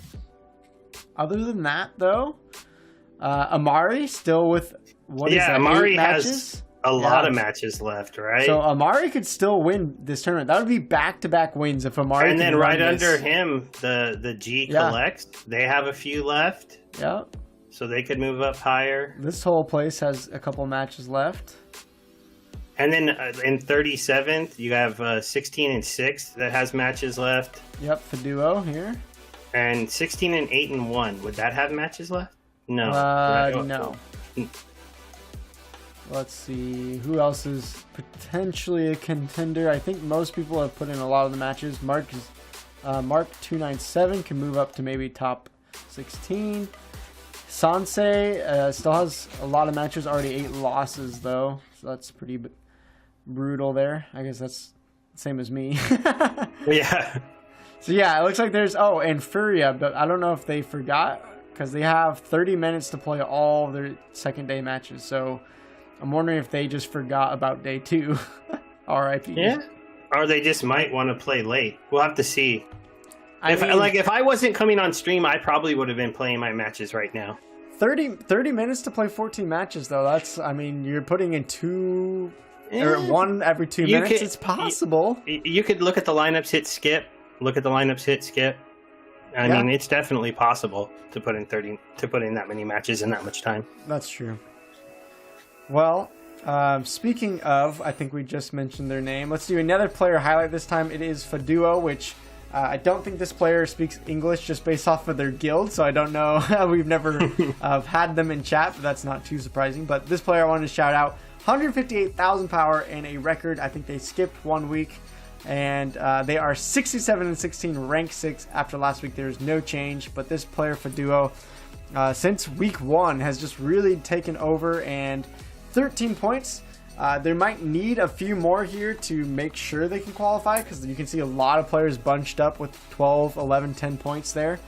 And right now, sitting at a record of 16, 6, and 1 today. So not doing quite as hot today, but still, what is that, 4 matches to go? So they could potentially, with running the table at the end, crack into the top 16 and get some more points there. That would be pretty impressive. And man, oh man, I'm just like, how do these people... I'm not impressed by all the wins. I'm just impressed they have so few losses at the top of this, Circuit Point tournament. Because if you think about how much RNG is in this game and how many chances that, just like one miss can make a difference, the fact that these people must have, like, in this tournament, an 80 or 90% win rate is just mind-blowing to me.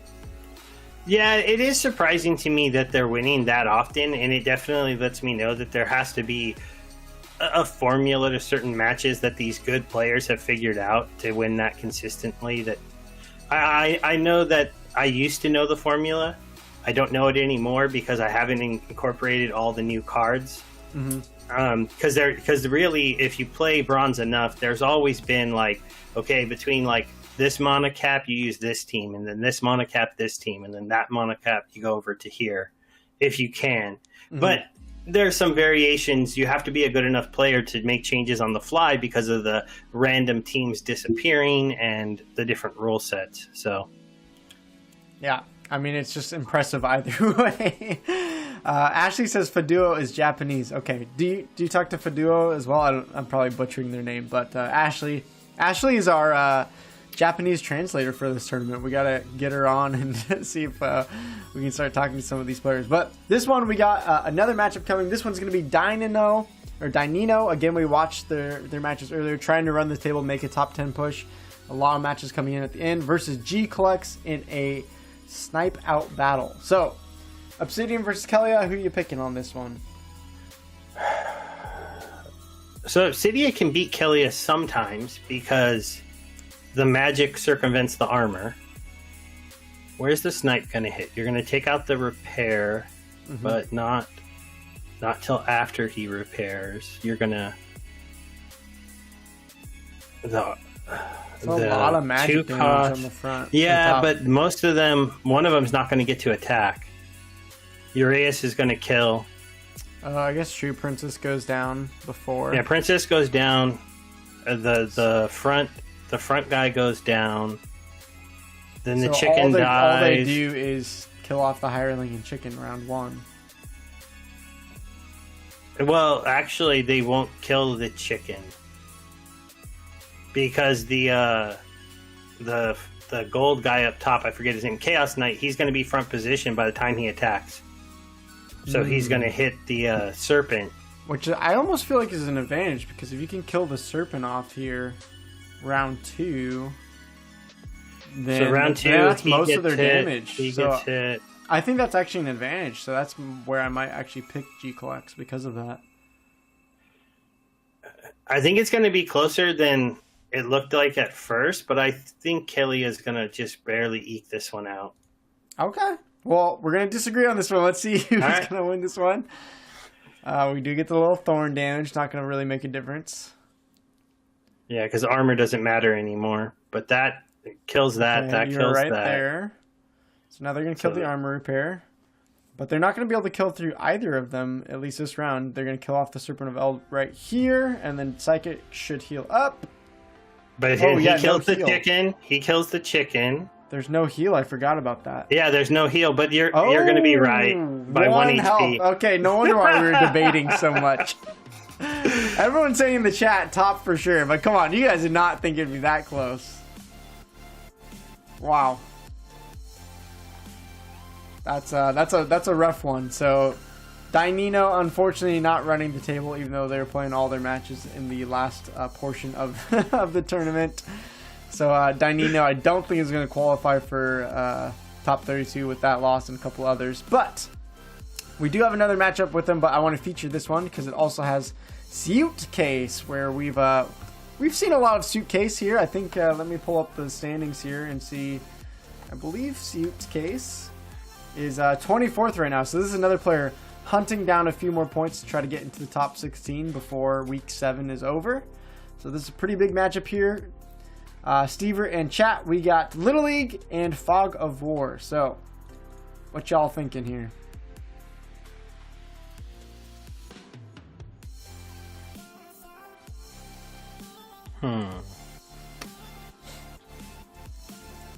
This one's interesting. Different strategies here. We got the melee versus the extra range damage. Double opportunity on bot, which still goes through. Or triple opportunity. Yeah, triple opportunity. Good attack. Not great speed. First target is a flying character with faster speed. But if the serpent hits, then that monster's dead. But so the top's going to get all their attacks off first, though, right? Except for the... No, they will. So everything attacks first. Mm-hmm. So do they have enough to kill... They should kill the platoon, at least, They should kill the platoon, and they'll get a hit. Oh... No, they might kill both. But that doesn't change much. The back row still... No, I think top takes it. Okay. I think the self-healing Zenith Mun is just going to be too problematic. Double heal, yeah. And while the opportunity monsters are pretty cool, they're slowed, so they go last, so they're not going to do what you'd hope for them to do and stop the other team from getting attacks off. Plus they have flying and higher speed, so I think I would guess a few misses. Let's play it out though. See if Siut Case can take this one down. Just as you said, there goes the platoon. And here's a chance I forgot about that other monster there. Oh, there's one. That one missed is huge. Yeah. Because now that thing gets an attack off. That could be a difference maker. Oh, okay, we get a hit there though. Still lots of low speed though. Ooh, both hitting there.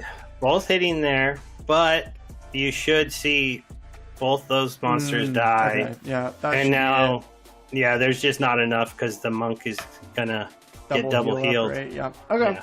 Well, that was a close one though. It was because they didn't miss that much. They made it a little closer. Yeah. Well, GG's there. Siut Case getting a win there. Looks like activity's slowed down. We got about 18 minutes left in the tournament for these final spots to earn some circuit points. Still Schnapoon, Lucha Boy, to Tough Stuff, Adcon, and UA rounding out the top 5. And Stever, as you've played this tournament, what is you said Mylor today isn't working for you. What do you think about the future weeks? What do you think you're gonna go back to if Mylor isn't I'm gonna go back. I'm gonna go back to the old school adage that self-heal monsters are good in bronze. Mm-hmm. Are they not in gold and diamond? It's not as it can be, but there's affliction in more places up there. There's higher damage monsters that might kill you in a round if you're focused on the first spot and stuff like that. Self-healers are always relatively good, but they seem to be a lot better in bronze. And so I don't know how many of my matches I've watched where that stupid serpent killed me.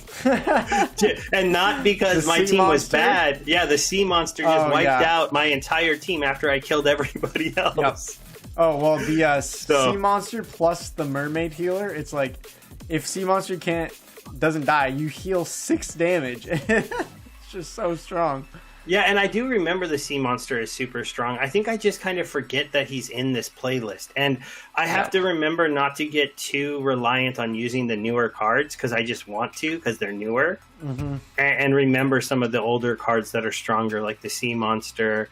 Don't rely on thorns too much. And if you think to use Mylor right away, remember they might think it too, so don't necessarily throw 2 sneak monsters on the board. Yeah, I felt really silly, and I went Mylor, and I had 2 sneak monsters, and he had 2 mages in the back. And I'm like, yeah, okay, so I'm going to lose. Yeah, I did that last week. It's done.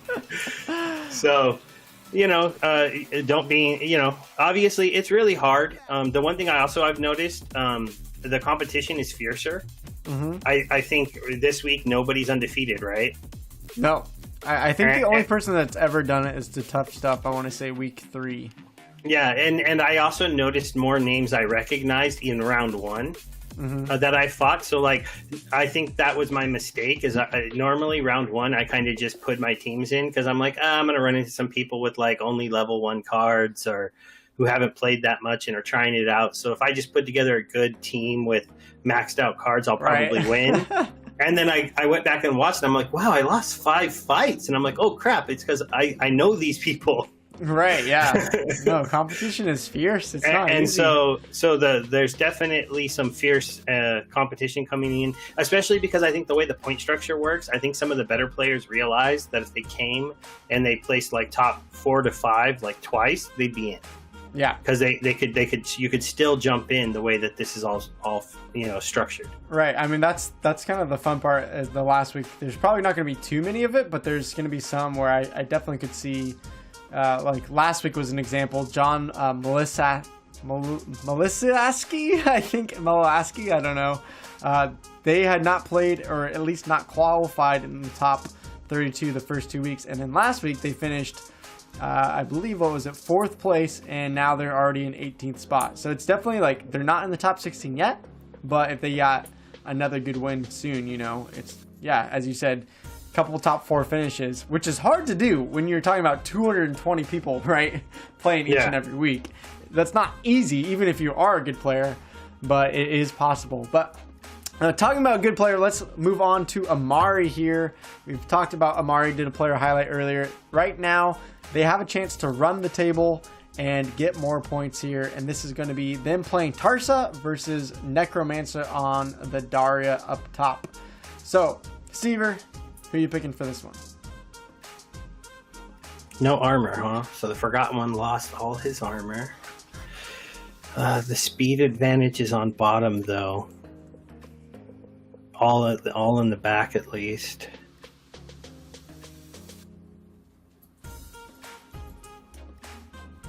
Yeah, this is kind of a hard one. Yeah, I'm just trying to see where the Serpent's going to attack. But, the Pixie's going to hit first. And so is Finis. So is he 3? 5? That's going to put the... Yeah, I mean, a big deal is if Spark Pixie gets a miss from the Silent Shavai, that will be pretty huge.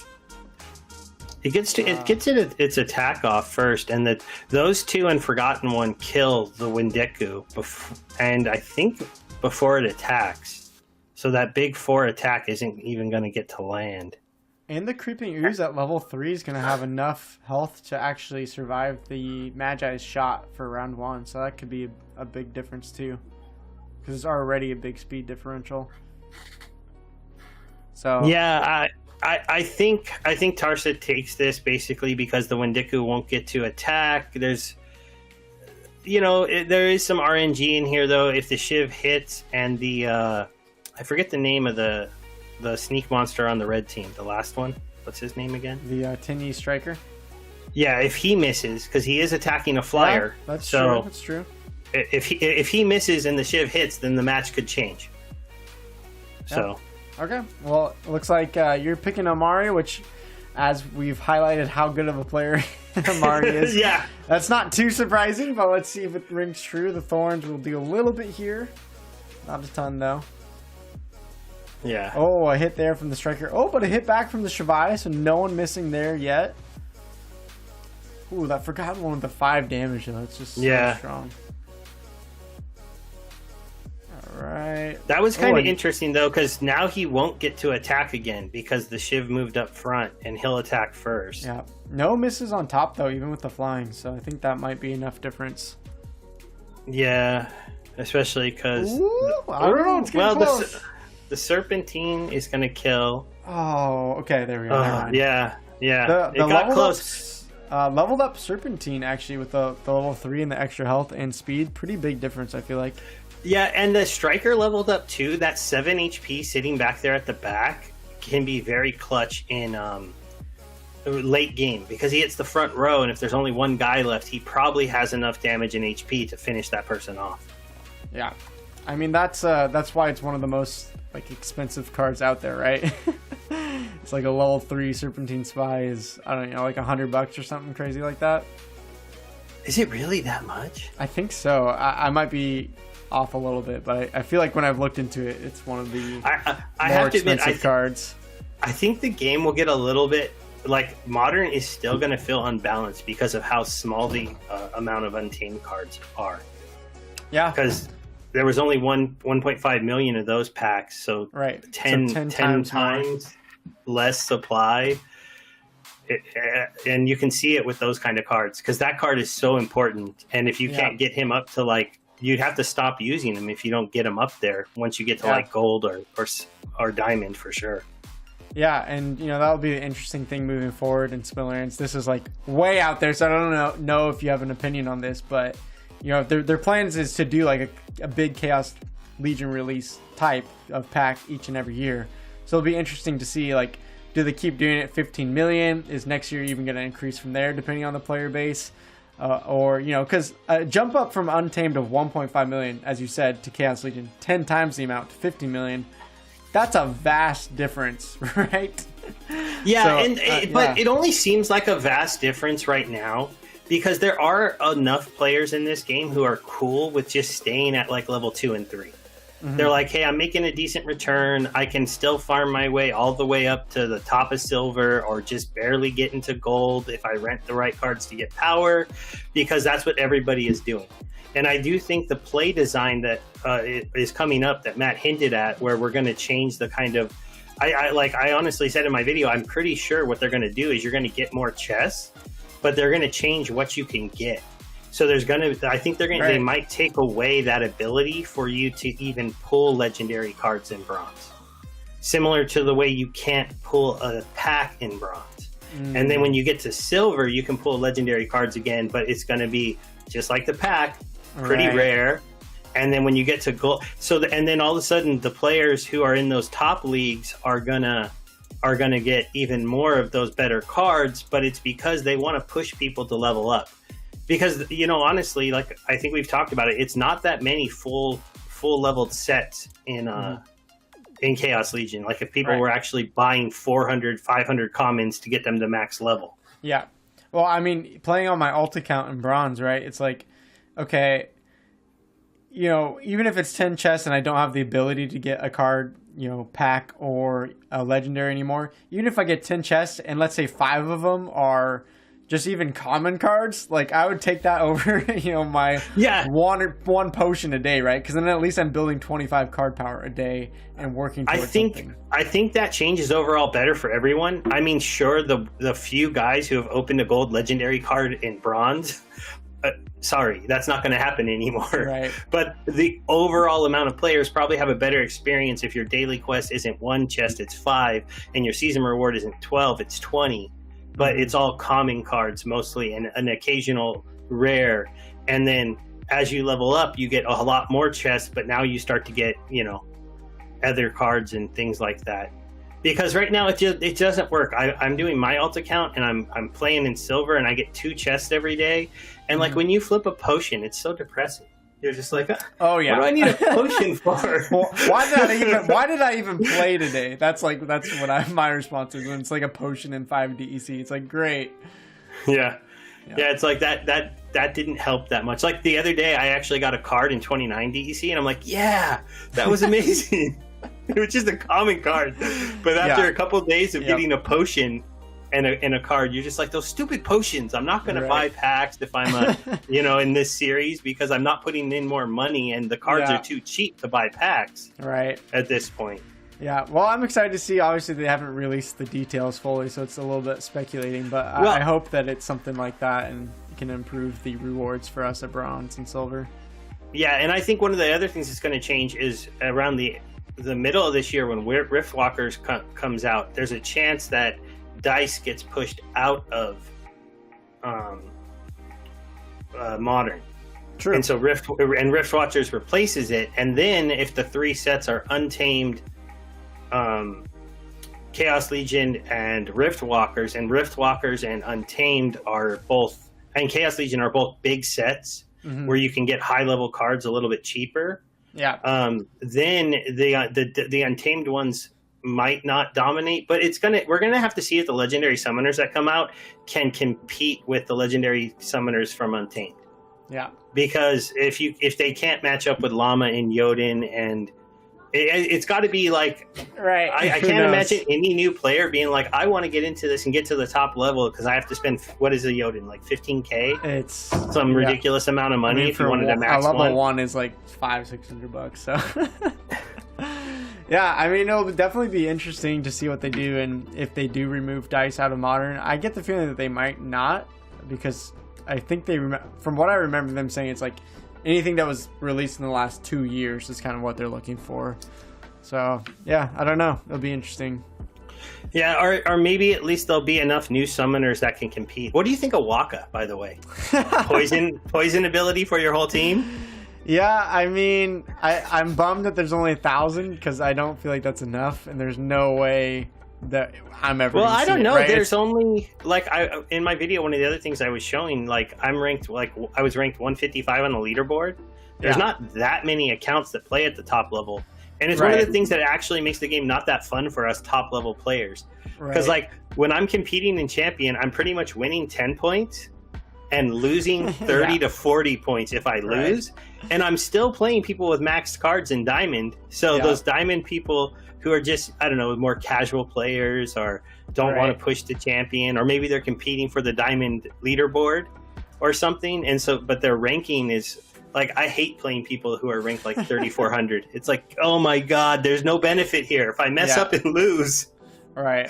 Well, I mean, I just feel like the fact that it's max level automatically means that if you're picking it up just to play and blast people in silver, I feel like that's probably not going to be a good cost to reward ratio. But who knows? You know, it's going to change the game though, because like I think I saw a few people say like, oh, at least it won't be in the lower leagues. I'm like, come on, the big players already come down there and pick on you in all the tournaments. Well, yeah, so, I mean, Waka will change the tournament scene for sure. I hope.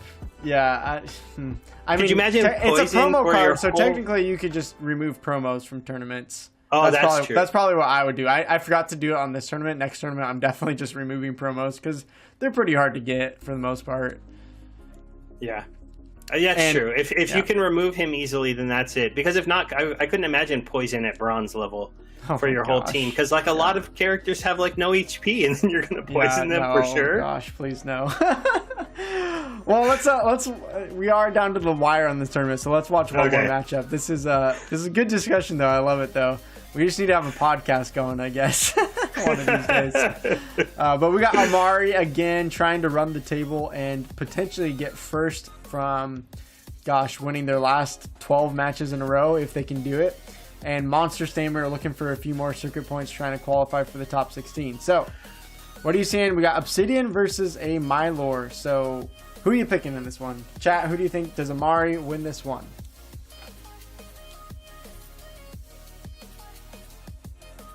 Kind of an interesting setup from Amari. You don't have the magic buffs on. Oh no, you do, right? Oh wait, silenced by the mushroom seer. And they're gonna. Okay, so wait.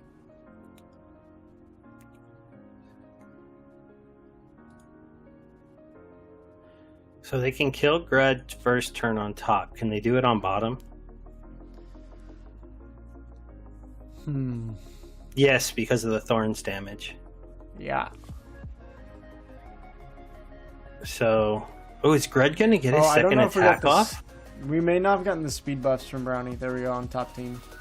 Oh, okay. Sorry, yeah, I forgot. That changes things. Okay, that never mind. That does change things. Amari's team looks a lot better now. We do have the Enraged though, although as you said, both are gonna go down, right? Well, no, I don't know. I don't know now. Okay, so the chicken dies first to the archer attack. Who attacks next? Then he's got the leveled up Grund on Amari. The thing is, when he attacks, he'll take damage from thorns and then be enraged and do another 5 attack, right? Yeah. So he'll hit. It's kind of nice actually, but he'll hit 4 for damage. 8, but he'll take 4. But he'll enrage the other Grud, making it go next. And so then he'll die. He'll die on the next incoming attack. Oh, you know Well, chat and Stever, you gotta pick someone. I'll just pick Amari because he's been winning so much. So my gut's telling me almost go the other way, though. But we'll see what happens. What do you think's going to happen? I feel like, honestly, this chicken dying almost makes it worse for Monster Stamer, because then Grund wouldn't have gotten an attack off round 1. Well, yeah, but he put that. I think he put that there knowing. So never mind. I do. Yeah, I mean, it's a pretty similar setup. A little bit of extra magic damage here on the top, I think, might make the difference, because you still have 4 damage up here versus just the 2 damage from the magic damage down there. I don't know, though, because the Gruds are going to kill each other. Yeah, I think they're just going to kill each other, and I think the magic damage coming out is going to make the difference. So I'm going to go Amari. It's pretty split, though. So let's roll the tape. Let's see. This is going to be a big win. Can Amari get into first place? This could be the difference maker here. So here we go. The Thorns, the extra enrage hit. And now Grud's going to kill. See, he goes down. I forgot there's no Thorns on top. Now that Grud goes down. Oh, shoot. Now that Brownie goes down. Okay, Princess doesn't really matter here. Brownie goes down. They're gonna have to. They only have a couple more damage. But then Princess is gonna die from that. Can they kill this guy through his healing though? That's probably the no. But they heal too. Oh, this is so intense. I don't think Bot has this. The heal, the heal's not gonna come through. Yep, the heal's not fast enough. Oh, that was a bummer. Wait. Oh, yeah, because now they're dead. I really thought Monster Stamer had a good team though. That's a team that I would have played. So. I guess I'm just not as good as Amari, though. Go figure. Yeah, it was close, but at the end I was like, you know what? I'm just gonna pick. The thing that's hard to quantify is the healing on the back end there, becoming a self heal. Yeah. So that put him down. The tournament did finish, and so let's look at the final standings.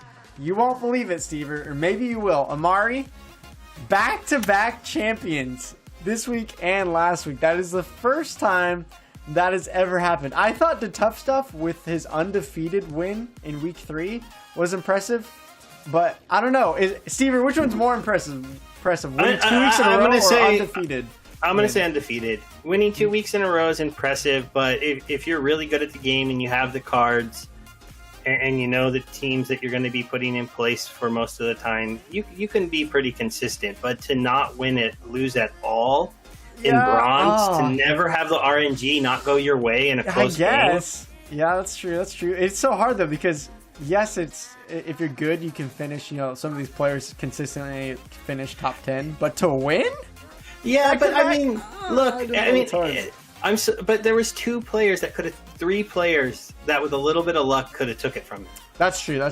4. I mean, look. I mean, because 25-2 is good, but there's a 24-3. There's 2 of those, and then how many 23-4s? 3.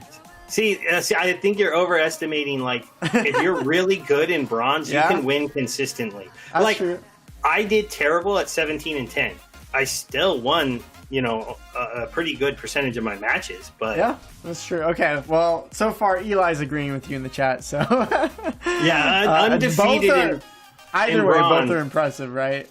So, well, yeah, both are impressive, being consistent and up there. But I still will give an undefeated streak in bronze is pretty amazing. Yeah, well, when we do the point update, it's going to be really interesting now, because I think the Tough Stuff will go above Schwarzschild because Schwarzschild didn't finish in the top 8. But Amari with back-to-back wins actually might leapfrog to Tough Stuff as well. So the top 3 getting really heated. Those are definitely, so far, the tournament favorites, I would say. When we hit that top 16, those players, Amari, the Tough Stuff, and Schwarzschild will be the ones to watch for. But UA with the 3rd place finish again. Also I would say those 4 are probably my favorites. But there's other really good players here. Lucha Boy with another top finish here. Number 2 this time around. Schnapphoon in 6th. Super Cow in 7th. Unit QM with another top 10 finish. Zombie with 11th. Dave in 13th. Vice in 14th. So Suitcase and KJ and Are you the only streamer who placed in top 32? Allie's here in 22nd. Allie's in 22nd. Allie's consistently been getting those 1 points, but he needs one of these top 8 finishes to, I think, really qualify. Schwarzschild even down at 23rd, so there you go. Not invincible. Halfleblue 27th, Kron 28th, Albine 29th, and 33rd, because I'm going to remove myself. Odison will round us out with these circuit points. Oh wait, no, never mind. I got pushed out. I didn't even see that. I was top 10, man. Wow, I was top 10. I got shoved to 36th. That's crazy. So how many wins do you need to get to 32nd? This week it looks 19? like you need 19 wins. I was and tiebreakers 20. Okay. Yeah, Haturo not making it either. So wow, there's even some really good players. I mean, there's you, 48th. Sedini didn't make it this week. Zeforce didn't make it this week. Man, oh man, it's getting tougher and tougher each week, I feel like. Eli here in the chat, 75th this week, around 15 wins. Let's see, and I think that's going to close us off with players that I recognize in the top 100. But wow, this is going to be really interesting. Of course, the top 16 is the most important, but it's going to be really interesting to watch here. I'm curious who gets the most sticker points at the end of the 7 weeks. Obviously, it's just for bragging rights because, well, I guess it's not just for bragging rights because it is going to be seeded in the best of 5. So if you think about it, first place is going to have to fight 16th place. So even if you make top 16, that probably means round 1 of the tournament, you're going to be facing Schwarzschild, the Tough Stuff, or Amari, or maybe UA. So good luck winning. Congrats, you're in. Here you go. Good luck winning a best of against them in bronze. That's not going to be easy. But we'll update the points here later on today and get them posted to the Zensports Discord. So if you're not in the Zensports Discord, follow along. I'll drop it in the chat here for YouTube. On Twitch, you'll have to go look. And we got gifted another line, so thank you guys. Going for the 1,000 lines. How many lines do you have, Stever? Not that many, because I since I run a couple accounts, I don't buy rewards cards. I just farm them. Ah, okay. I think I have one at level 9. Okay. Well, we're gonna get 1,000 cards. That's the goal now for me. Why 1,000? So the reason this happened was on the subathon. I don't know if you caught the first part of it. I opened up my season reward chest live, right? And this was, I think, my silver 2 account. So I had 15 chests to open, and I had horrible rewards. I mean, like maybe $1 worth over 15 chests, but it was amazing because I celebrated. There was in a row, straight down a row, 4 gargoyle lions. Like, no joke, connect 4. And I thought that was really cool. Chat didn't think it was really cool, but I was celebrating like crazy, even though my rewards sucked. I was like, we got 4 gargoyle lions in a row. Come on, that's pretty cool. Okay. And then they just started memeing me by sending gargoyle lion after gargoyle lion. They're like, you like the lion so much, here's a bunch of them. And now we're on a quest to 1,000. So that's the story of the lions. The lion's an interesting card. I wonder how playable it is. Yeah. I mean, once it gets void, it's useful. Other than that, I don't find it that useful. But Luke here in the chat posted my face to the lion and made a card with my face on it. I did see the Lukey the lion. So, I just didn't catch all the backstory about why that happened because I was late to your subathon. But that's okay. It was a good time. And Project Giveaway is just continuing to give me the lines here, so thank you. I can't give you mine yet. I still need 100 more to get it to level 10. Dang it! Then you can start having my lions. Okay, I think I'll start competing. Let's check. I have to give you the other gifts. Well, a couple of people gave me 50, and I think Mum Polls gave me off stream an extra 100. So we're now at 339 lions. Yeah, you have a couple more than me. I have 311. Yeah, well, there you go. So don't forget, everyone, thank you guys for dropping by. If you want to participate next week, don't forget, you can already sign up for week 6. This is the second to last week, so you want to make sure you get your name in here, get your last chance to get some of those circuit points. Steve, are you going to give it another go? Are you going to enter the fray once more? I'll enter it because it's fun. Who knows if I'll be here again, or if You'll get some other people to step in, but it's okay. fun I thought to you meant like watch you're gonna die. I was like, what? Oh no! I don't want to be the only person who shows up. It's because like one of the fun things about this is actually getting to meet the other streamers, getting more people exposure. You know, I do know that putting Ashley on the channel would be nice because her channel's a little newer, and we want to build that one up too. Because as all of us make more content, more views, it just helps the overall game and everything like that. You want to give away a pack before we leave? Sure, yeah. We got another lion coming in, so thank you. And Ashley's been here all day, so if you guys don't know Ashley, go follow Ashley, NFT Gaming. Great SPLINTERLANDS content coming out there as well. Do you have a quiz question, or should I make up one? Yeah, make up one. I wasn't that prepared. I forgot you. I thought you just bought it, but I forgot you do quizzes today. Okay. Let's see. I'll ask you a question, actually, and then your answer will be the quiz answer. So...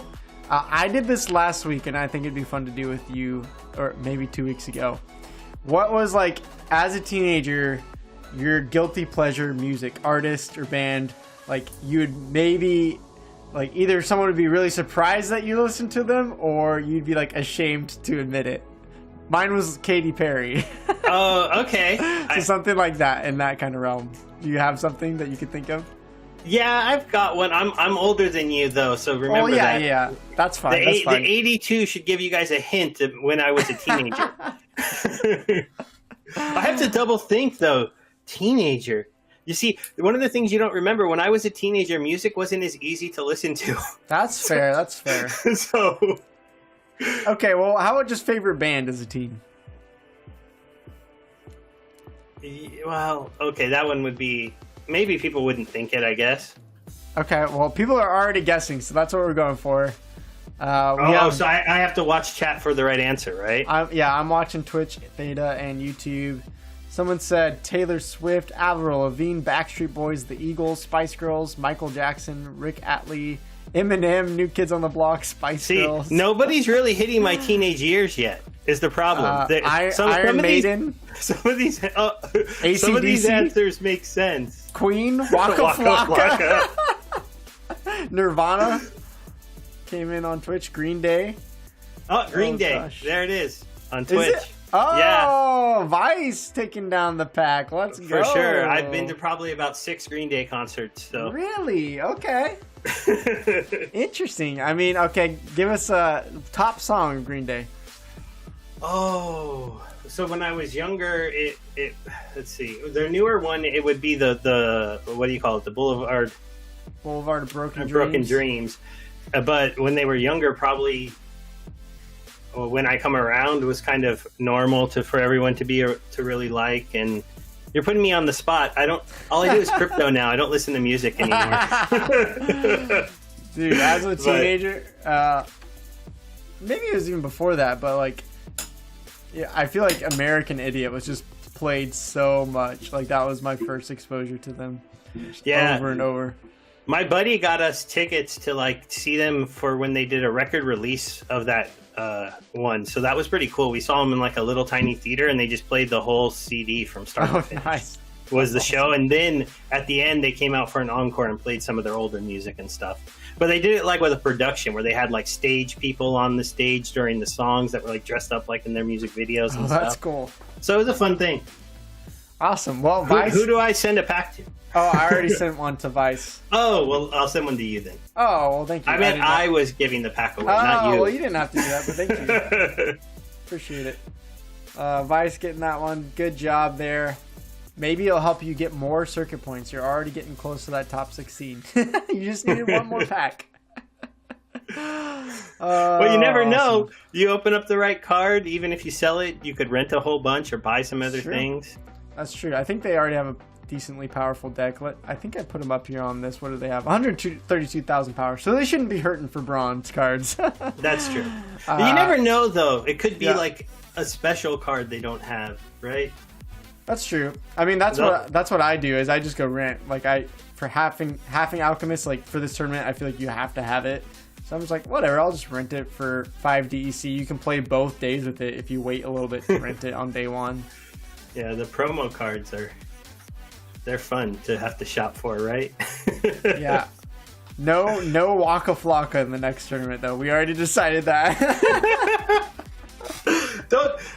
on, I want to finally win. No, I'm joking. I mean, how many Waka Flockas are you buying up, huh? Have they announced how much it costs? No. I have 400. Well, let me check how many vouchers I have. You probably have enough vouchers, I would assume.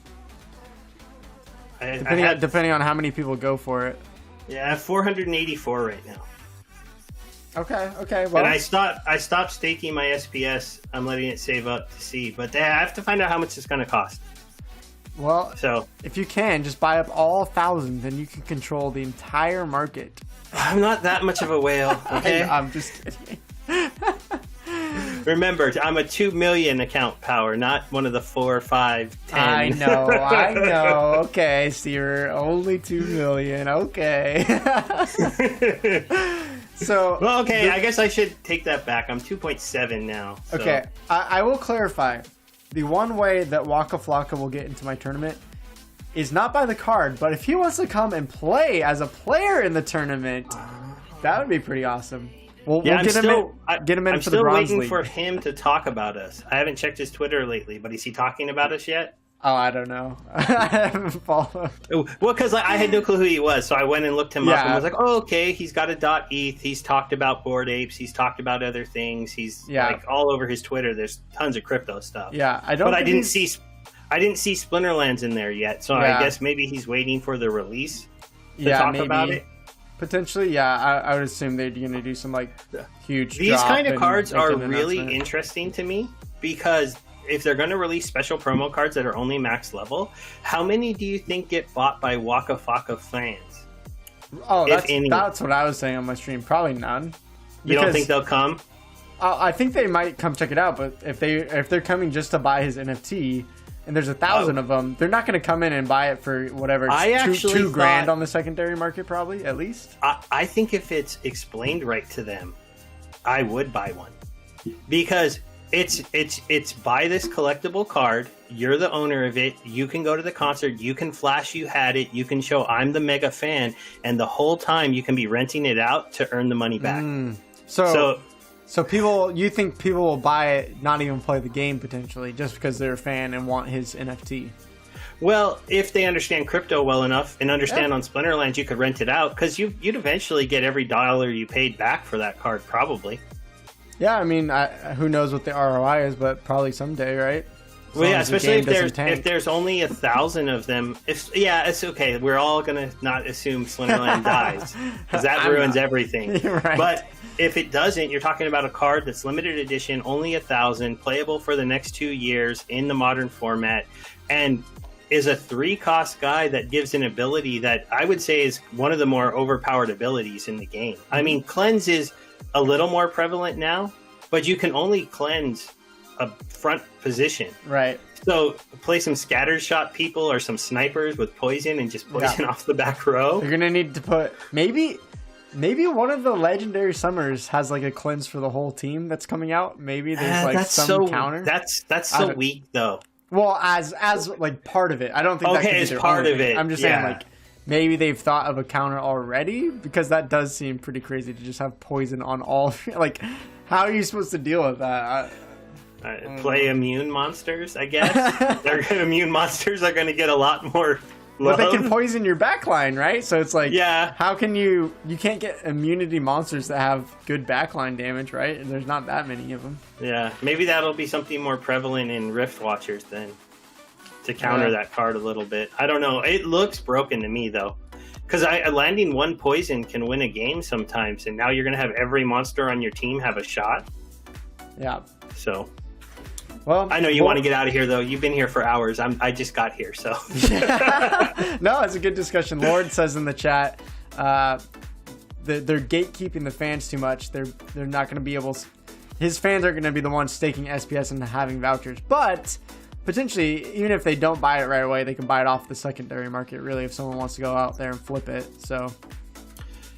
Yeah, they're gatekeeping them a little bit with the vouchers, but vouchers are buyable. Again, it really depends on, like I said, if it's a fan who understands. You'd have to understand crypto. They'd have to be able to get money into tribal decks to buy the vouchers. And and then pick it up, or they'll just, like you said, they could just buy it off the secondary market really quickly. I mean, if I was a fan of somebody and I wanted to show off that I had something like that, something that you knew could pay you back would be a lot better than like a shirt or especially because in that entertainment world, there's definitely become like an essence of like, just look at this NFT I bought that was super expensive and super rare. Let me just show that off. Yeah. You know, it's all about the clout. Just because I have it. Yeah. Well, Ali says it's going to be pretty overpowered. My chicken will poison you all to death.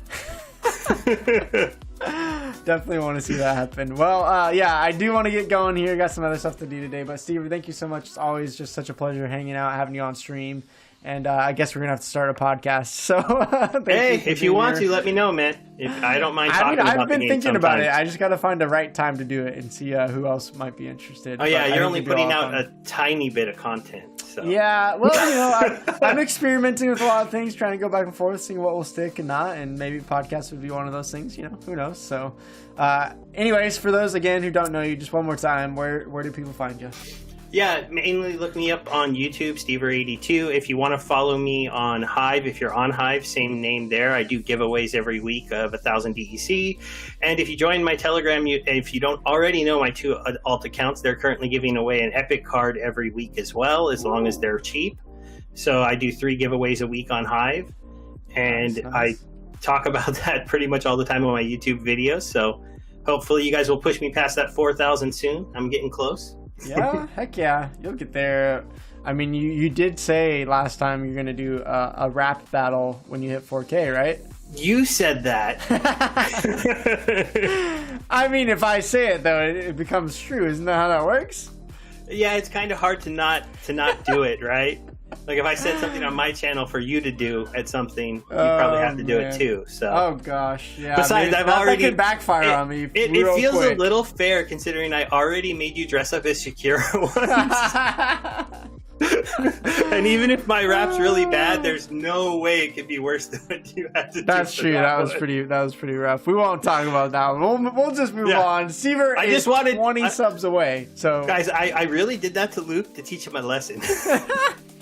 Subathons need to have positive rewards for everyone in the stream. You know, punishments for him. The thing is, viewers want to punish the streamer. That's the funnest thing for viewers, is they like to see us suffer. It's just true.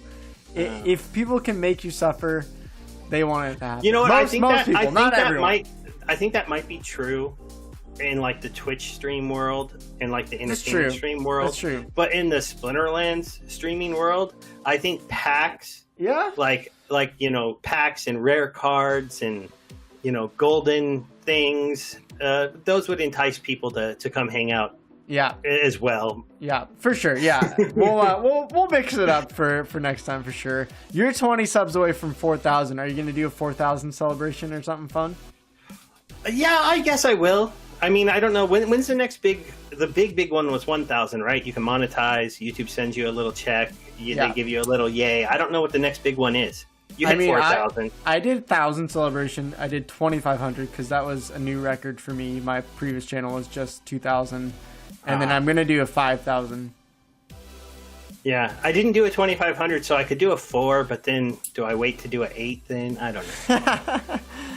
Well, at 100,000, you get the YouTube play button, so that's really what it's all about. Come on, guys! How many people play Splinterlands again?